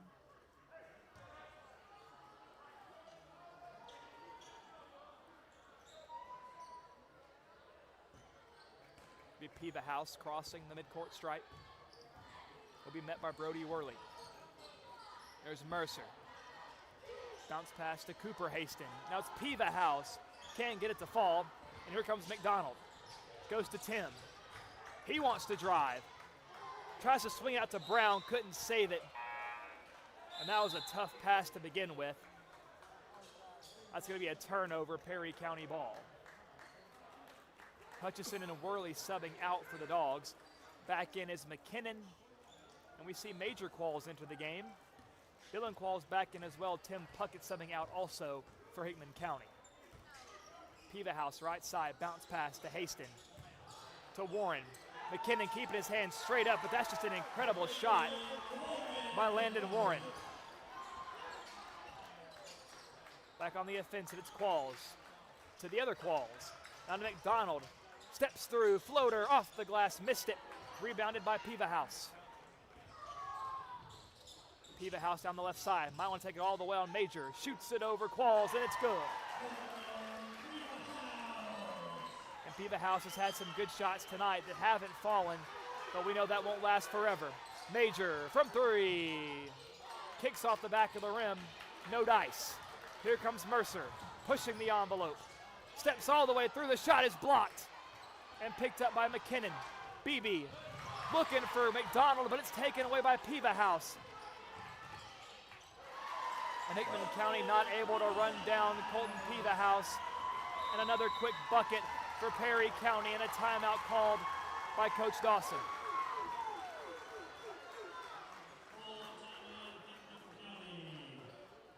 The Vikings do still trail by 6, but momentum on their side right now.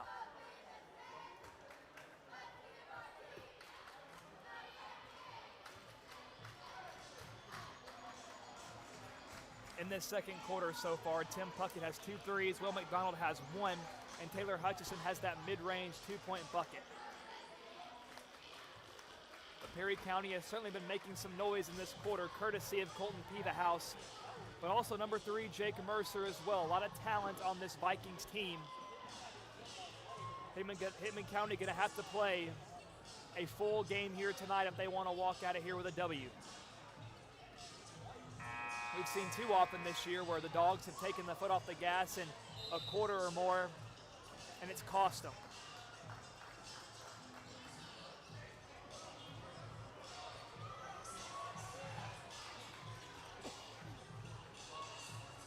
So we're out of the timeout. It'll be Bulldog ball.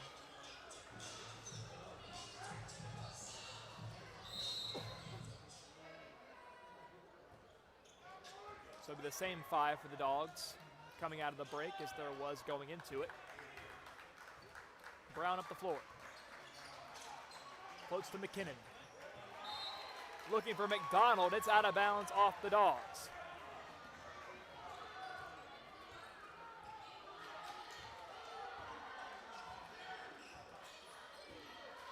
Perry County's been bolstering their defense. Over to Warren. Dribbles left, hands to Haston. Bounce pass, Warren, right wing. Hands to Piva House. Pulls from 3 over McKinnon. It's good.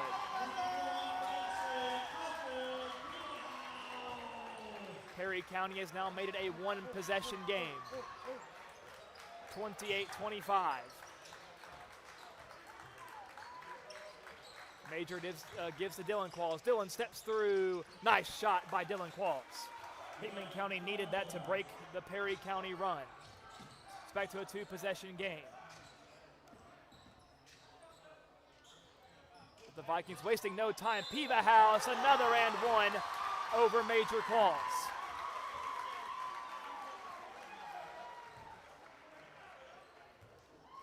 So back to a 1-possession game. A 3-point difference, could be 2 now with this free throw pending. And that is a full Perry County student section on that far right side. They are loud and proud for their hometown team here tonight. Brody Lee back in the game for Perry County.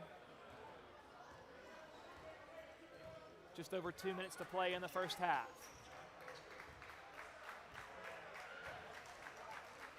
Brown goes to Qualls. Now Major in the corner. Back to Dillon. Now Beebe pulls from three. It's good. Braden Brown's first bucket tonight is a big-time three ball. Pevahouse on McDonald, drives, jump stop, spins, pass inside to Warren, back out to Pevahouse, quick swing to Lee. But Major Qualls, a nice job of crashing there quickly, not allowing an open three. Lee in that corner, met quickly by Qualls. Qualls grabbing at that right eye, maybe some contact there. Hickman staying in this man-to-man defense, pass, Pevahouse, pump fake, drive, jump stop, all the way to the glass, and it's good.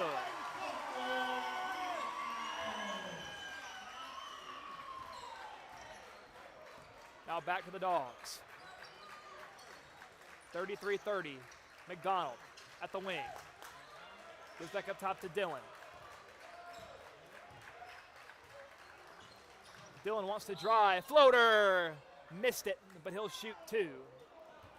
With a minute and some change left in the half.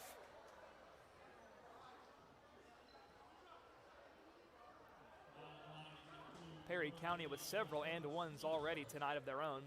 Hickman County looking to answer back with some.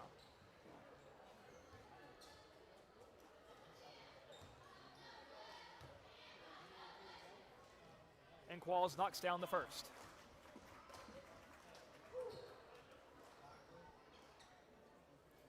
I will say it's been a little strange not seeing Tim Puckett on the floor as much. He has been red hot shooting the three ball, already 5 made threes in this first half, but he's taken an extended rest period. Coach Dawson just trying to get a different look out there on the floor. Qualls knocks down both free throws, a 5-point lead, 35-30, under a minute to play now.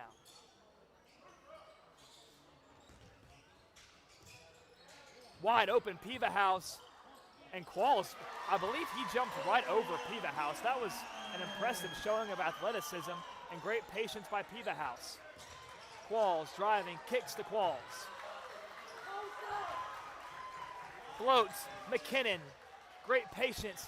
Now to Brown, Major, wide open three, missed it, and an offensive foul will be called against the Hickman County Bulldogs.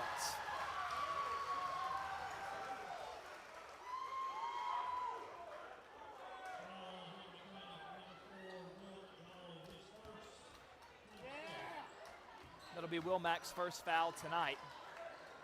That'll be Hickman's 4th team foul of the second quarter. So any fouls in these final 20.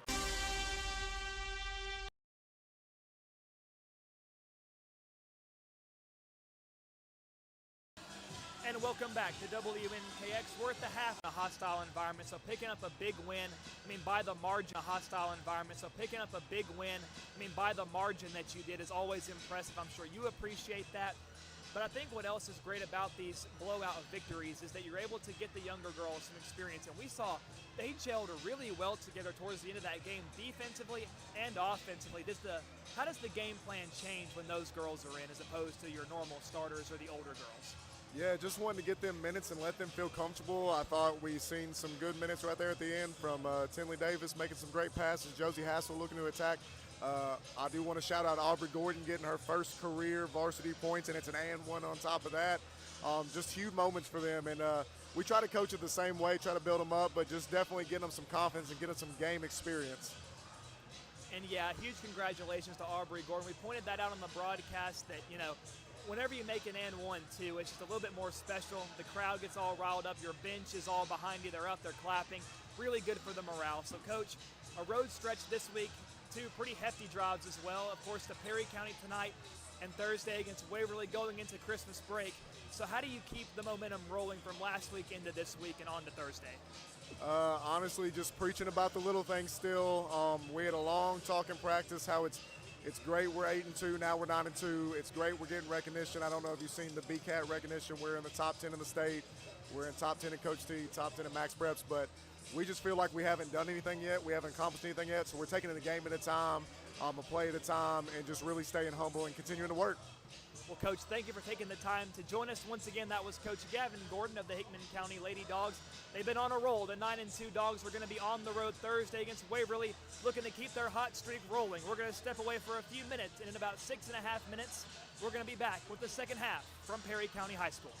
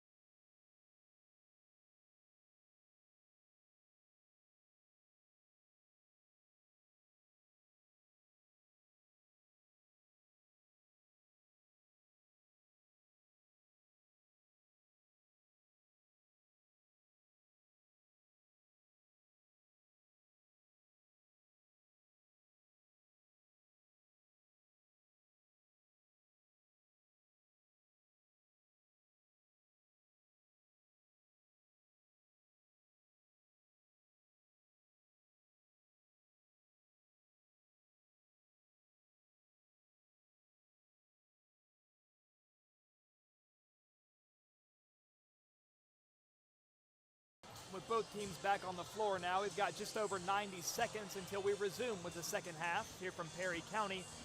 The Dogs lead the Vikings 35-34, but that second quarter momentum started to change a little bit to the favor of the Vikings after Hickman County started off red hot in the first quarter. We see some point totals for you. Dylan Qualls has 8 on the night. Braden Brown has 5. Tim Puckett with 5 3-pointers has 15. Tim Puckett Will McDonald with 3. Carter Goodwin with 2. And Taylor Hutchison with 2. So the story of the game has been Tim Puckett and his 3-point shooting, but we didn't see a lot of Tim towards the latter half of that second quarter. So maybe we'll see more of him as the game goes along. If Tim can stay hot, it's going to be hard for Perry County to keep up like they've been doing. Same goes for Will McDonald as well. He found 1 3 to fall, but for the most part hasn't seen many shots fall in tonight. But once he gets to rolling, I should say, he's very hard to stop as well, whether he's driving to the basket, whether he's pulling up from beyond the arc. And look to Dylan Qualls as well. He usually hovers around that 7 to 9 point area when it comes to scoring, already at 8 in the first half, and I'm sure we'll be seeing a lot more of Dylan Qualls as the game continues to roll on. And he has been so valuable defensively, offensively, drawing fouls, getting 2-point buckets. So to start the half, we're going to see Tim Puckett, Braden Brown, Dylan Qualls, Tyler McKinnon, and Will McDonald on the floor for the Dogs. Brown up top. Nice bounce pass. McDonald gives to McKinnon off the glass, an easy 2. And that's Tyler's first bucket tonight.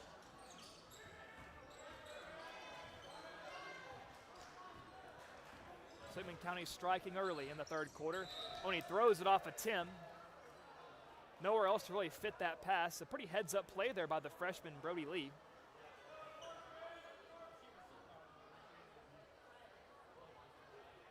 Hickman County loves trapping players in that spot. That's a good way to avoid it. That's Mercer. Dribbles right. Quall staying between the ball and Pevahouse. Haston fires to Pevahouse. From the wing, Puckett crashes. Dribbles in, McKinnon knocks it loose. He stays with it though. And it's Haston dribbling in and goes over McKinnon for a 2-point bucket. Again, back to a 1-point ball game. McDonald from 3, rattles out. Unlucky there.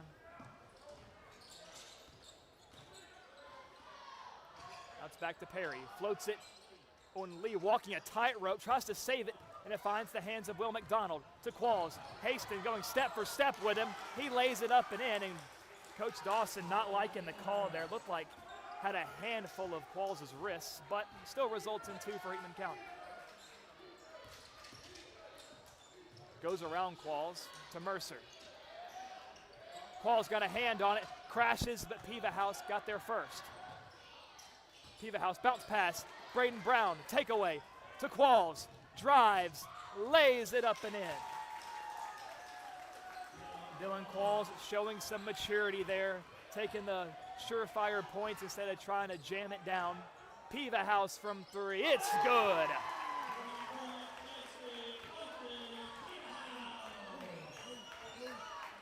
Pevahouse has been Perry County's #1 weapon tonight. Such a great ball player. Puckett dribbles right, guarded by Lee. Goes back to Qualls. BB in the corner, floats to McKinnon. Great pass, goes up. A lot of contact, and he gets the foul. Oh, and Tyler immediately grabbing at his shoulder.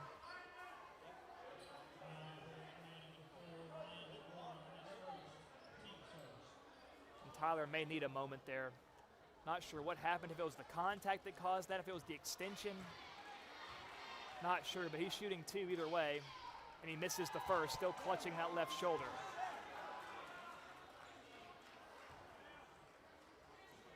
And Brody Worley preparing to substitute in now, undoubtedly for Tyler McKinnon. McKinnon knocks down the second one. And he'll be subbing out.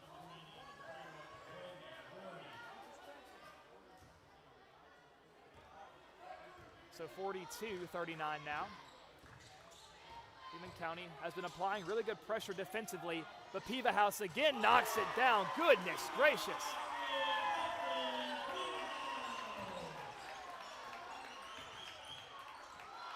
And Worley, mid-range, walk.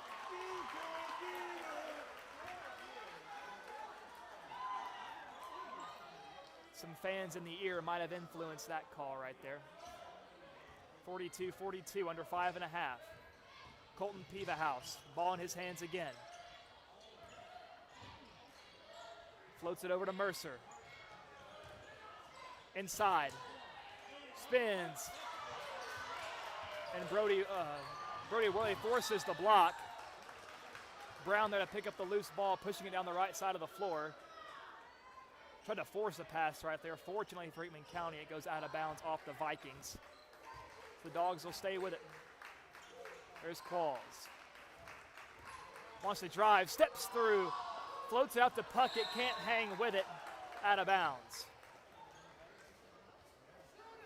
And again, Perry calling for a walk, but you are allowed 2 steps. Qualls once again does that better than most people we've seen this year, utilizing his strides.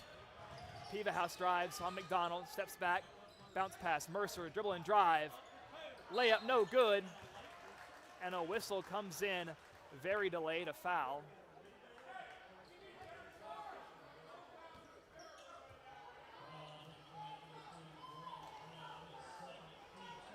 And they'll get Braden Brown on the foul, his second tonight.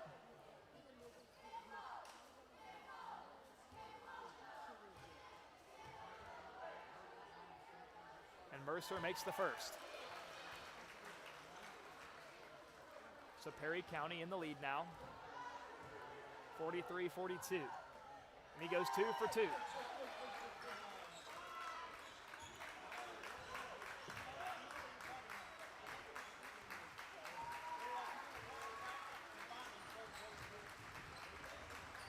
Walls. Goes to McKinnon, and Piva House takes it away. Driving through, and it's an easy layup. A 2-possession lead now for the Vikings. Just some forced passes here by Hickman County. Their offense doesn't look near as comfortable, and a timeout is called by Coach Dawson trying to reassess.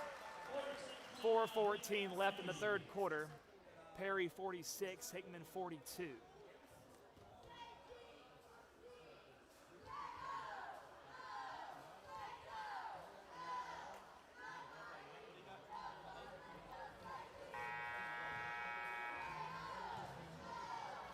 Goes back to what we were saying earlier. Hickman County's going to have to play 4 complete quarters of ball to beat Colton Piva House and these Vikings. They are persistent, they are scrappy, they are talented.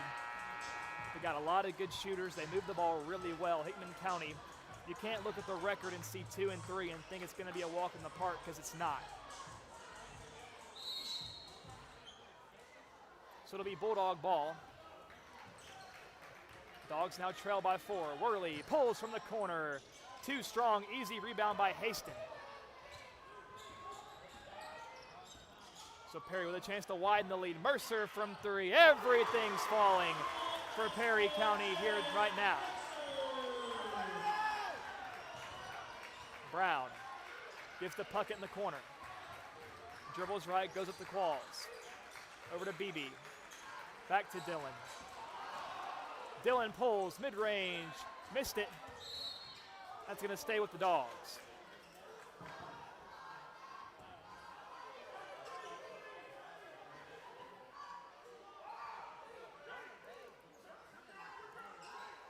Brown inbound from the baseline. And a timeout is called by Coach Dawson. They couldn't get anybody open there. And he is irate. Looking to talk things over with his guys yet again. A second timeout, pretty quick in succession here from the last. And right now, Hickman County just no answer here for Perry County from the end of the second quarter on to the third quarter now. Now, as we've seen already, 6 points is really nothing with the amount of time we have left. But the Dogs just can't allow anything to snowball. They need points here on this possession. just to show Perry that they aren't going to hang their heads.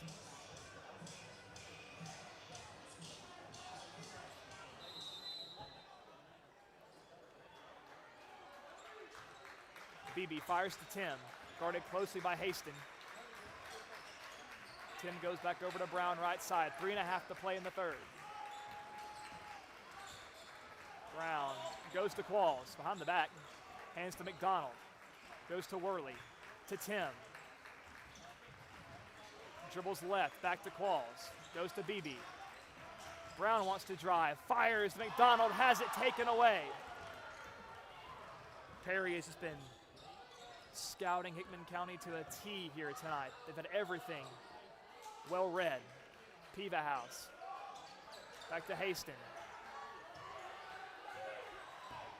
Now up top, Haston directing traffic from the wing.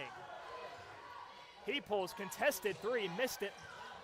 And Worley runs it down, gets it into Beebe, fires to McDonald, to Tim.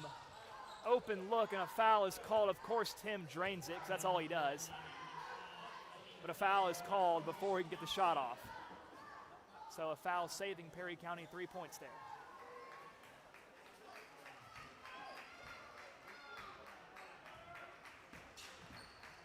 Brown dribbling, looking for help. Scott Worley thought about pulling up, but doesn't.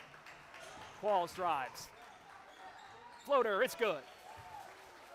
Hickman County hadn't scored in some time, needed that one there. Dylan Qualls having a tremendous game so far. Under 2.5 to play in the third, 49-44. Dogs trail by 5.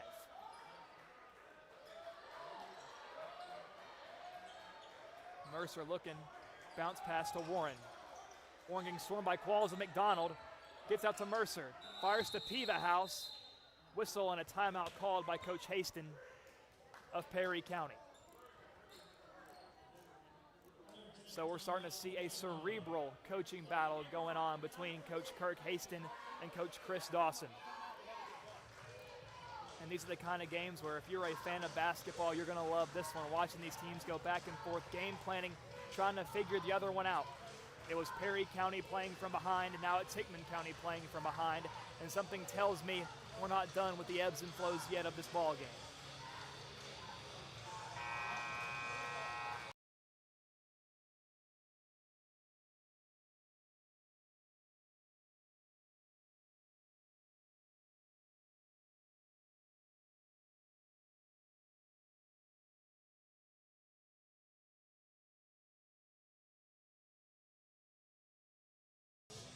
So out of the timeout, it'll be Perry County ball. Haston throws it in, floats it out to freshman Brody Lee. Fires to Warren. Quickly, Mercer, wide open three, and he knocks it down.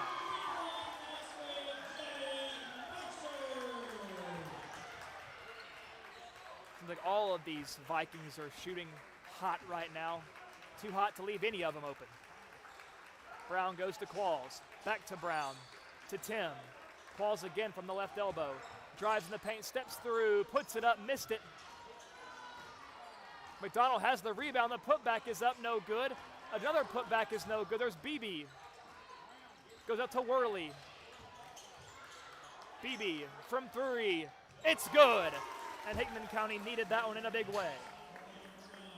Brown's first points of the second half. But will that translate to the defensive side of the ball where they've struggled to contain this Viking offense? Has it knocked loose by Qualls.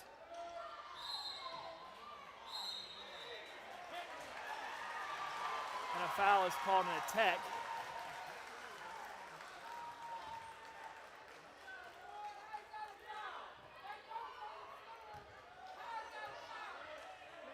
They're going to get Dylan Qualls there on the technical.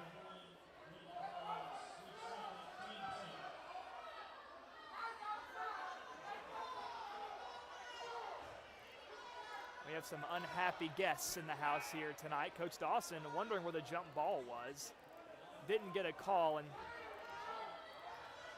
things certainly have not been going Hickman County's way here tonight in any facet of the game, if you catch my drift.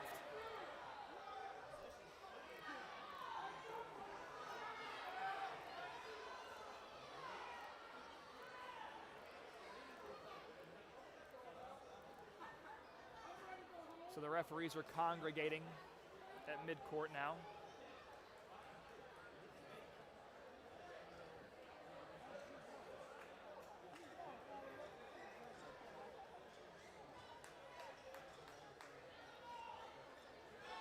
A lengthy discussion on how to go about this play here. Not sure what Qualls was teed up for. Probably some words exchanged down there in that pile.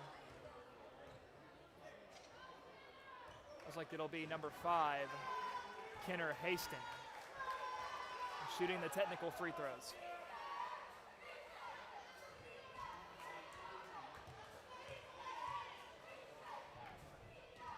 He knocks down the first.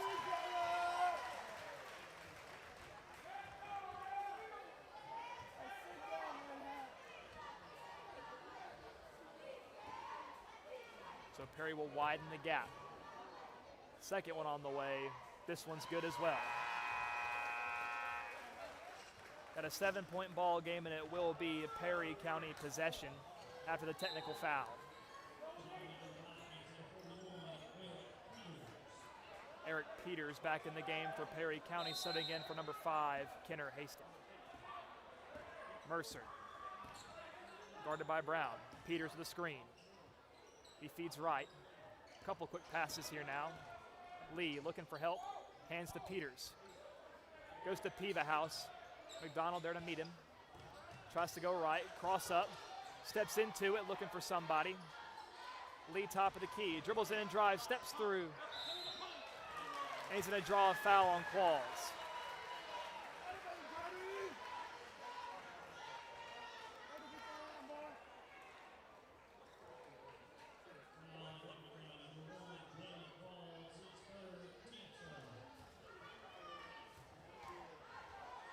Free throws up, it's good.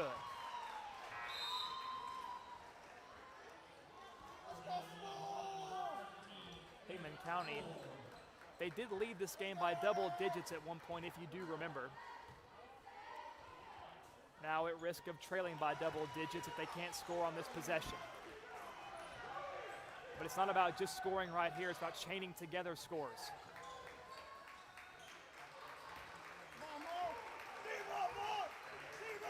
Goes to Qualls. Worley needs this 3. Missed it. And no red jerseys under the basket, so it's an easy defensive rebound for Perry County. Piva House fires a bullet, knocked out of bounds by McDonald with 5.8 seconds left in the quarter.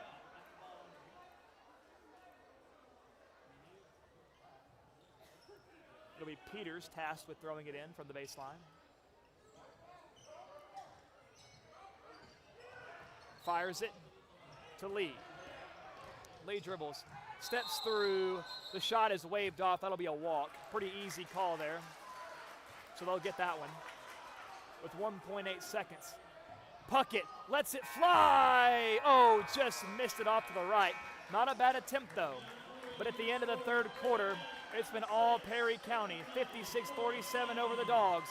We're going to take one final break, and we'll be back for the final 8 minutes of this one. This broadcast of Friday Night Lights on WNKX is brought to you by Ascension St. Thomas Hickman Hospital. MLEC and ML Connect, your trusted source for power and broadband. Pizza Hut of Centerville. McDonald Funeral Home and the McDonald family. Heritage Bank and Trust and Three Rivers Community Health Group in Lyles. We appreciate these trusted local businesses for making this broadcast possible. We will return in just a moment.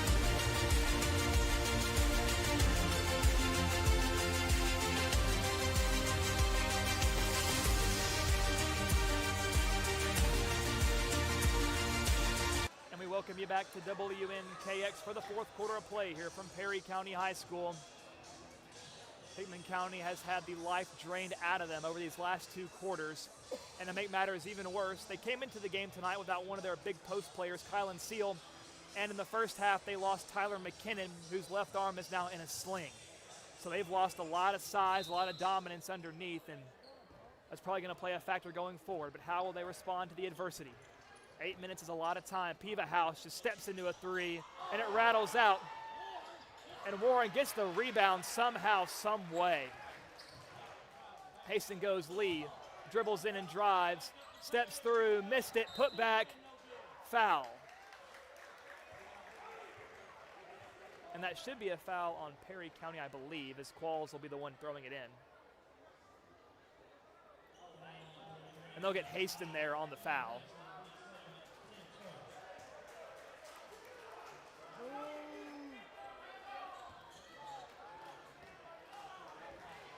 So BB down the right side of the floor. Goes to Tim, back to Brown.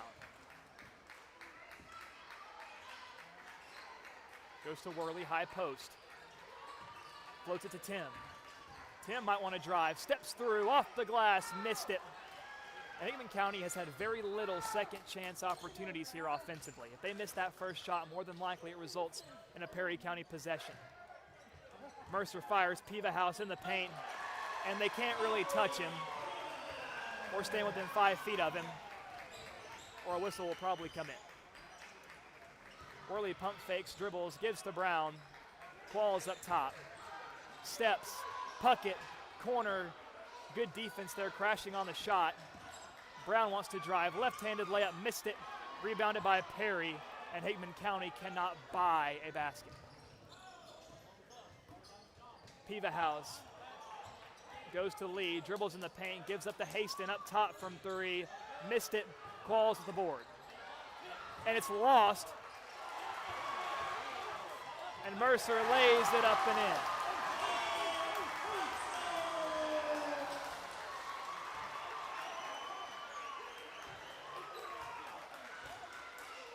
That's been the difference this game so far. Perry playing with an energy that Hickman County has seemingly lost. Tim pulls and fires from 3. A rare miss. McDonald trying to save it. It's a loose ball and picked up by the Vikings. Hastings. Piva House from 3. Missed it well off the mark, trying to save it. And it goes to the hands of Will McDonald. Will on the drive. A lot of contact and a foul is called on Hastings.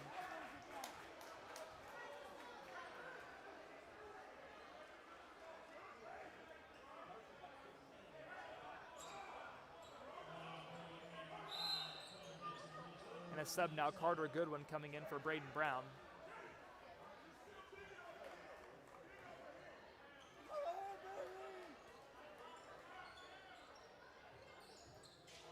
Inbound to Worley. Pump fake, steps through, floater, short. Rebounded by Perry. Lee at the wing. Warren to Piva House, and some miscommunication there on the traffic. Qualls goes to Puckett, wide open 3, need this one, rolls out, and that's been the story of this half pretty much. Knocked loose by McDonald. Puckett, a bullet to Qualls. Qualls with a slam.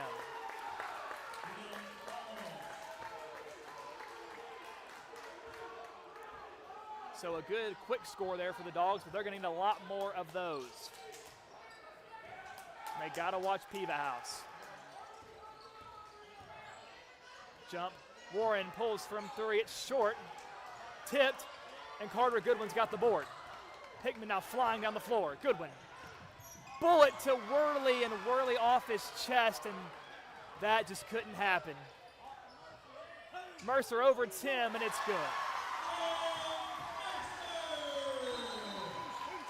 And that is a brutal turn of events for Hickman County. Off the fast break, rushing things a little bit. Hickman County has shown just a little bit of life in this one, but for every step they take, the Vikings are there to greet them with another step.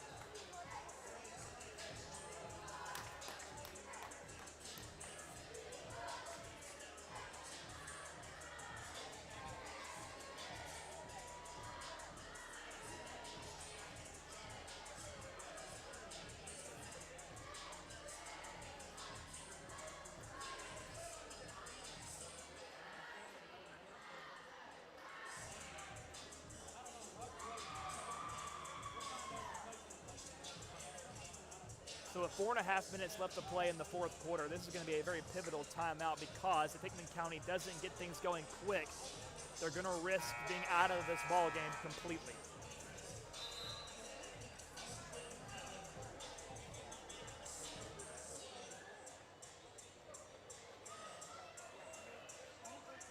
It's a 13-point game as it stands.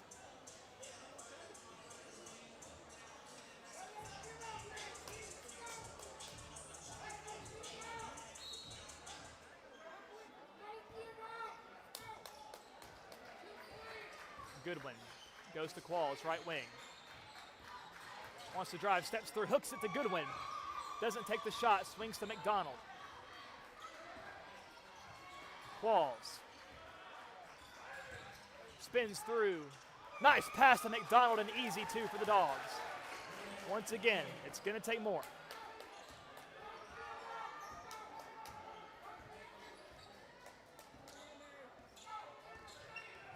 Mercer drives, Worley there to help, and that's an easy layup for Perry County.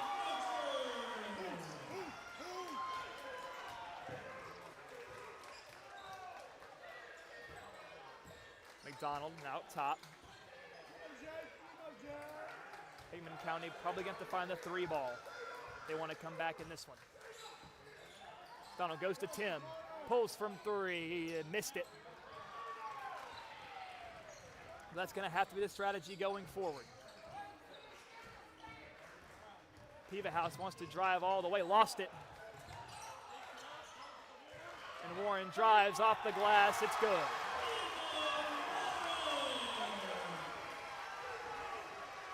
Perry County has had too many second chance opportunities, while Hickman County has had too few. Just over 3 minutes to go. Qualls, mid-range 2, missed it well short.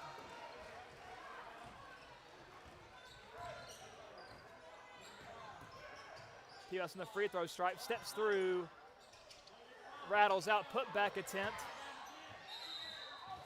And an offensive foul will be called against the Vikings.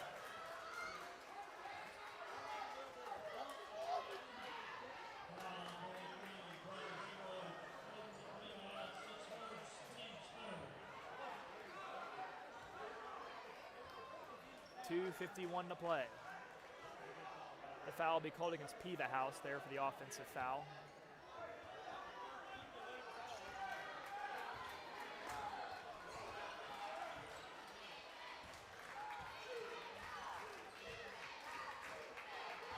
Goodwin goes right. McDonald pulls from 3. Missed it. And Hutchison tried to make a play on it to no avail.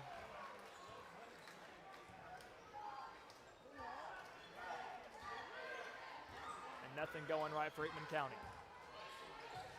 Pass to Mercer.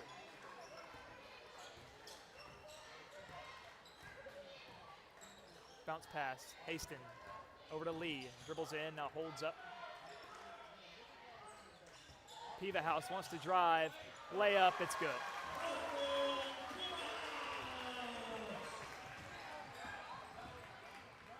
Qualls steps through, foul. He'll shoot 2. Can't get the shot to go, though.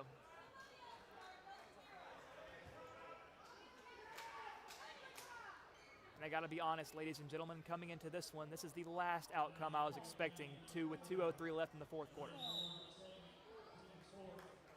And a timeout is called on the floor. That'll be a full timeout called by Coach Dawson. 68-51, Perry County in firm control of this one. It's going to take nothing short of a miracle for the boys in red to rally back in this one.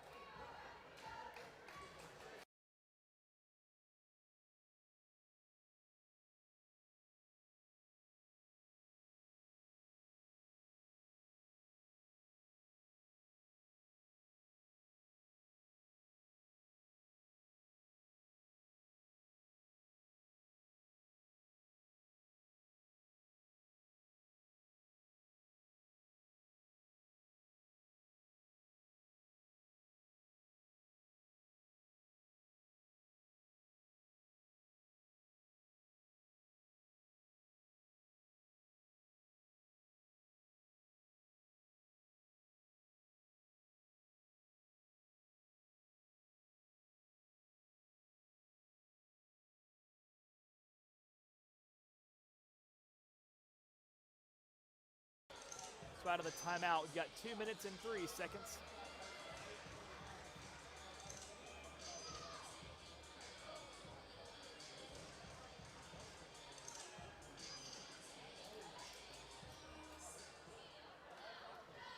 be Dylan Qualls at the line. He misses the first. I'm starting to believe that rim on that right side is cursed. It was the first half where Perry County couldn't really get many shots falling on that end either. And Qualls knocks down the second.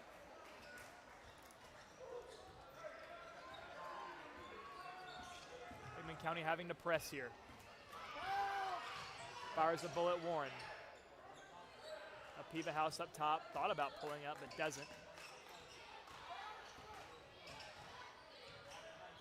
That's a Haston. Has it knocked out of bounds off of Will McDonald.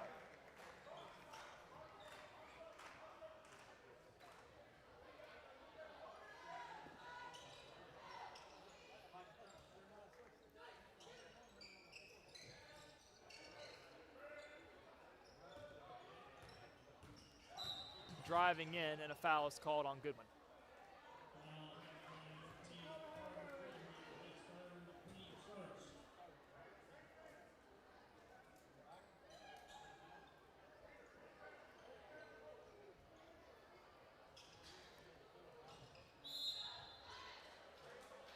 And a whistle, waiting for the call. Not sure what this could be.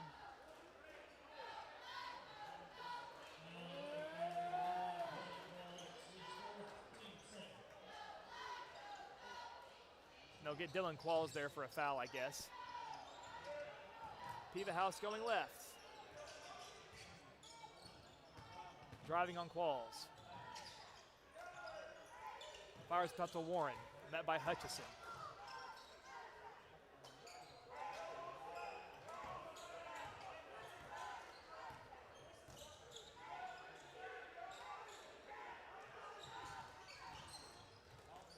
Piva House lost it, but just the way it's been going, it finds the hands of Haston anyway, and he goes up for two.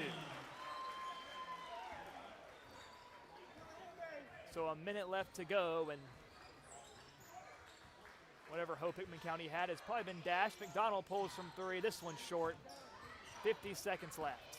Dogs trail by 18. Looking to swarm him, but he gets the ball away. The ball is knocked loose, but a foul is called on Hickman County.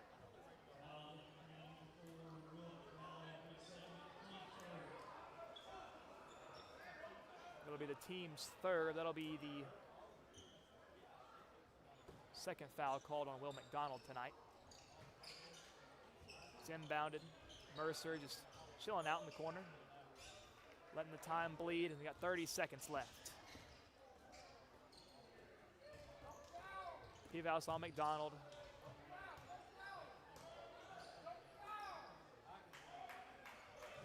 McDonald knocks it loose, but everything here is merely a formality, and McDonald is called for the foul.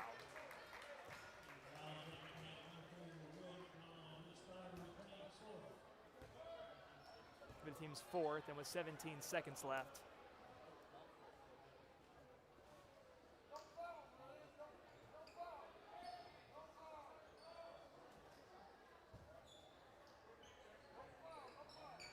It's inbounded across midcourt. Goodwin guarding Mercer. Taken away by Puckett. Puckett driving, stepping through. Missed the layup. Shot is swatted. Puts up a corner three, missed it. A lot of contact down there underneath, but I guess we're ready to go home here tonight from Perry County High School. The clock strikes 0. Your final, Perry 70, Hickman County 52. So the Hickman County Bulldogs were stunned here tonight by the Vikings. Hickman County falls to 6-4 on the year. Perry County improves to 3-3. So while Hickman County has played some great ball this year, there have been some games where they've looked more vulnerable or the weaknesses have shown themselves, but better to see those early in the season. You can work those out, correct your mistakes, try to be better as the season rolls along. I know Coach Dawson going to be monitoring this game very well. Of course, the players would rather forget about it, but it's one of those you got to have. You got to study it. You got to review it if you want to be better. Looking over some final stats of this game. Dylan Qualls had a pretty good game offensively. He had 15 points, which is his season high thus far. Braden Brown finished the night with 8 points. Tim Puckett only with 15, hovering thereabout. Will McDonald finished with 5. Carter Goodwin with a bucket. Hutchison with a bucket. And McKinnon had 3 points before he left the ball game due to a left shoulder injury. Of course, hopefully McKinnon's all right. Never want to see an injury or anything too serious like that of any kind, no matter who you cheer for in the realm of high school sports or any level of sports. So we'll try to update you on that. As we hear about it, we'll probably hear something more accurate on Thursday when the Hickman County Bulldogs take a road trip to Waverly. Should be a good one down there. The Bulldogs looking to bounce back. Once again, your final score, Hickman County 52, Perry County 70. But I've been Josh Copley.